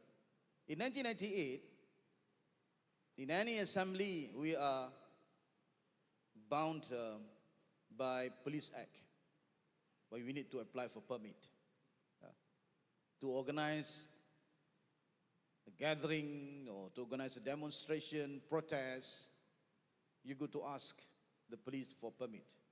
I'm not sure about university because when I was here, I organized a lot of demonstrations. You can ask them. You can ask a lot of seniors here in university, and they know. If name Shamsul, very synonym to demonstration. I demonstrated against the bursary because they're very late in releasing the scholarship. So I demonstrated with our friends from Africa, from Bangladesh. In fact, I remember I told the university, if you don't release the money by Friday, I will burn this bursary. And of course, they submitted the report to Prime Minister Anwar, at that time Deputy Prime Minister, to take action against me, to stern action. But that time Anwar Ibrahim said, well, I used to demonstrate those days, and this, of course, it's a new thing for the students here. Let them explore and give them some leeway. So I'm safe at that point of time. But forward, yeah. We don't have that Police Act anymore. We have Peaceful Assembly Act, where you can write a letter and informing the police that we want to organize a demonstration here, or any place you want to demonstrate, to do assembly. And the police will just come and facilitate and ensure the safety of your gathering. I don't want to, in that sense, to encourage, but a bit of advice. If you want to organize assembly or a gathering or demonstration, let us have a clear cause and purpose. Well, you can demonstrate here, you know. I can say that frankly here because I'm not the university officers. I used to do that. Yeah. But there are so many ways to skin the cat. Yeah. Those days, yes, I always use the channel as a student leader to communicate with student affairs, for example, and send a memorandum. Well, there was a picture of me with Datuk Sri Anwar Ibrahim. At that time, I sent a very strong memo to him because the late Professor Emeritus Sheikhul Kuliah Ahmad Ibrahim, in our second year at that time, in 1985 or 1986, if I'm mistaken, suddenly raised the grade or the marks for the law students. We used to get A and B easily. But in 1995 and 1996, because there was a complaint from the public on the quality of our students, our law students, when they out from university and become a lawyer, so that become the basis for Professor Ahmad Ibrahim. At that time, Sheikhul Kuliah, we don't call ICO at the time, we call it Sheikhul Kuliah of Laws. And he started to review the grading system of the law students. And a lot of my friends failed the subject. Alhamdulillah, I'm still maintained good. I don't fail the subject. But as a president at the time, majority of the law students raised to me, you need to do something. So what I did, when Datuk Sri Anwar came to university, I prepared a long memorandum with all the arguments and sent it to him. And that let me tell you that this university provide that kind of freedom during that time. I hope that this university will continue under the new rector, Professor Osman, new rector. Just on this subject, I just want to end you with an anecdote. My former lecturer of criminal law, criminal procedure code, was the late Tan Sri Harun Ahmad Hashim. He's a Supreme Court judge. Yeah? He's the judge that declared UMNO haram those days. Yeah? And he taught me criminal procedure. One fine day, he told the students, okay, I'll do quiz next week. So we got to prepare for the quiz next week. And unfortunately, during that particular day, I had a demonstration in Petaling Jaya because of the students' problem. We have to organize a big rally. in Petaling Jaya campus. Those days we have two campuses, Petaling Jaya and also Gombak. Now all here. So what I did, I went to see him. I said, Tan Sri, I have a situation. What situation you are in? I have to lead a demonstration in Petaling Jaya campus, but on that very day, you wanted to have a quiz. Can I excuse myself? All right. So Tan Sri Harun Hashim then was asking me the details. Why you want to do this? What are the issues? What are the costs? So I got to explain to him in full detail. And I said, I have to be there because they want me to lead. Then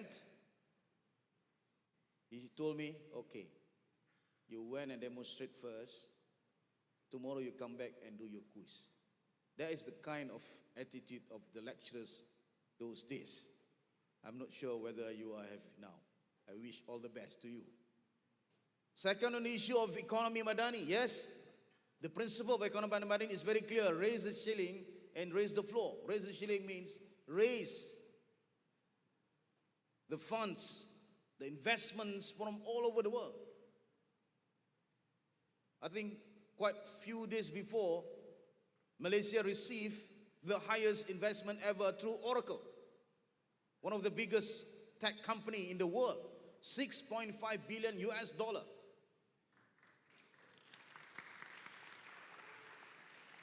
All together, if I'm not mistaken, if I count correctly, this year we managed to secure almost 70 billion ringgit of investment to this country.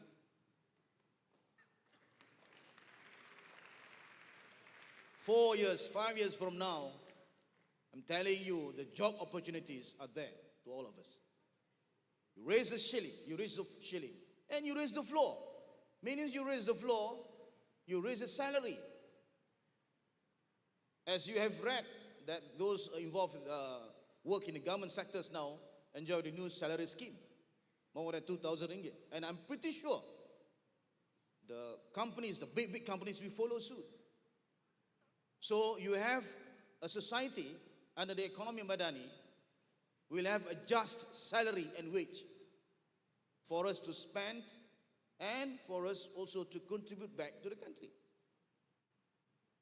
On your question on GST, in particularly the revenue, yes, we are looking into, of course the government are looking, the ministers are looking, Finance Minister Datuk Sri Anwar, second Finance Minister, and the whole team are looking on how to increase the revenue of this country through all-out efforts against the corruption and, of course, ensure the governance of this country. So we are hoping, of course, we are hoping very much. We have seen first year of Prime Minister Anwar managed to stabilize the politics. Second year now, 2024, we can see the growing of the business opportunities, investment to this country, economic indicators are all good. Inshallah, next month, or rather this month, 18th of October, let us wait and see the new budget for next year, hoping that this budget will try to solve the issues of cost, sara hidup. This is very important to all of us in Malaysia. So these are the steps taken under the Madani framework. On the invitation of Prime Minister here, that's why I'm here first. Because we saved the best for the last. Let us do the closing. But I can whisper properly to him. I said, sir, University Islam Antarabangsa is waiting for you. Can I listen a big round of applause to this?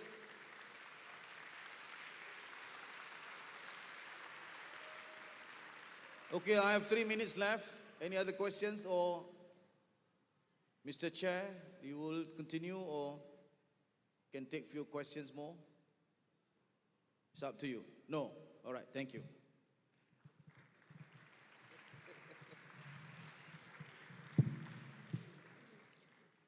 I now close the question and answer session. Before we end our slot, let's have a photography session. We would like to request the VIPs to descend from the stage and join the students for the photography session.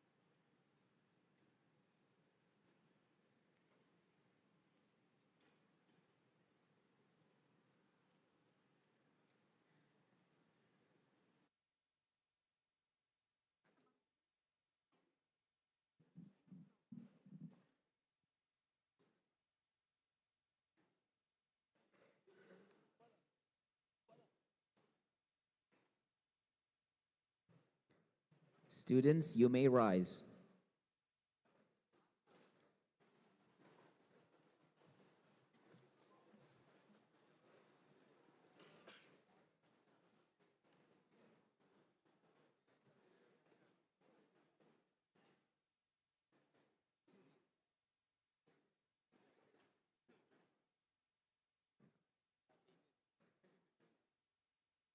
All right, everyone.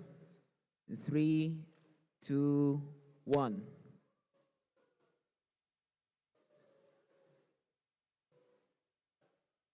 Once again, 3, 2,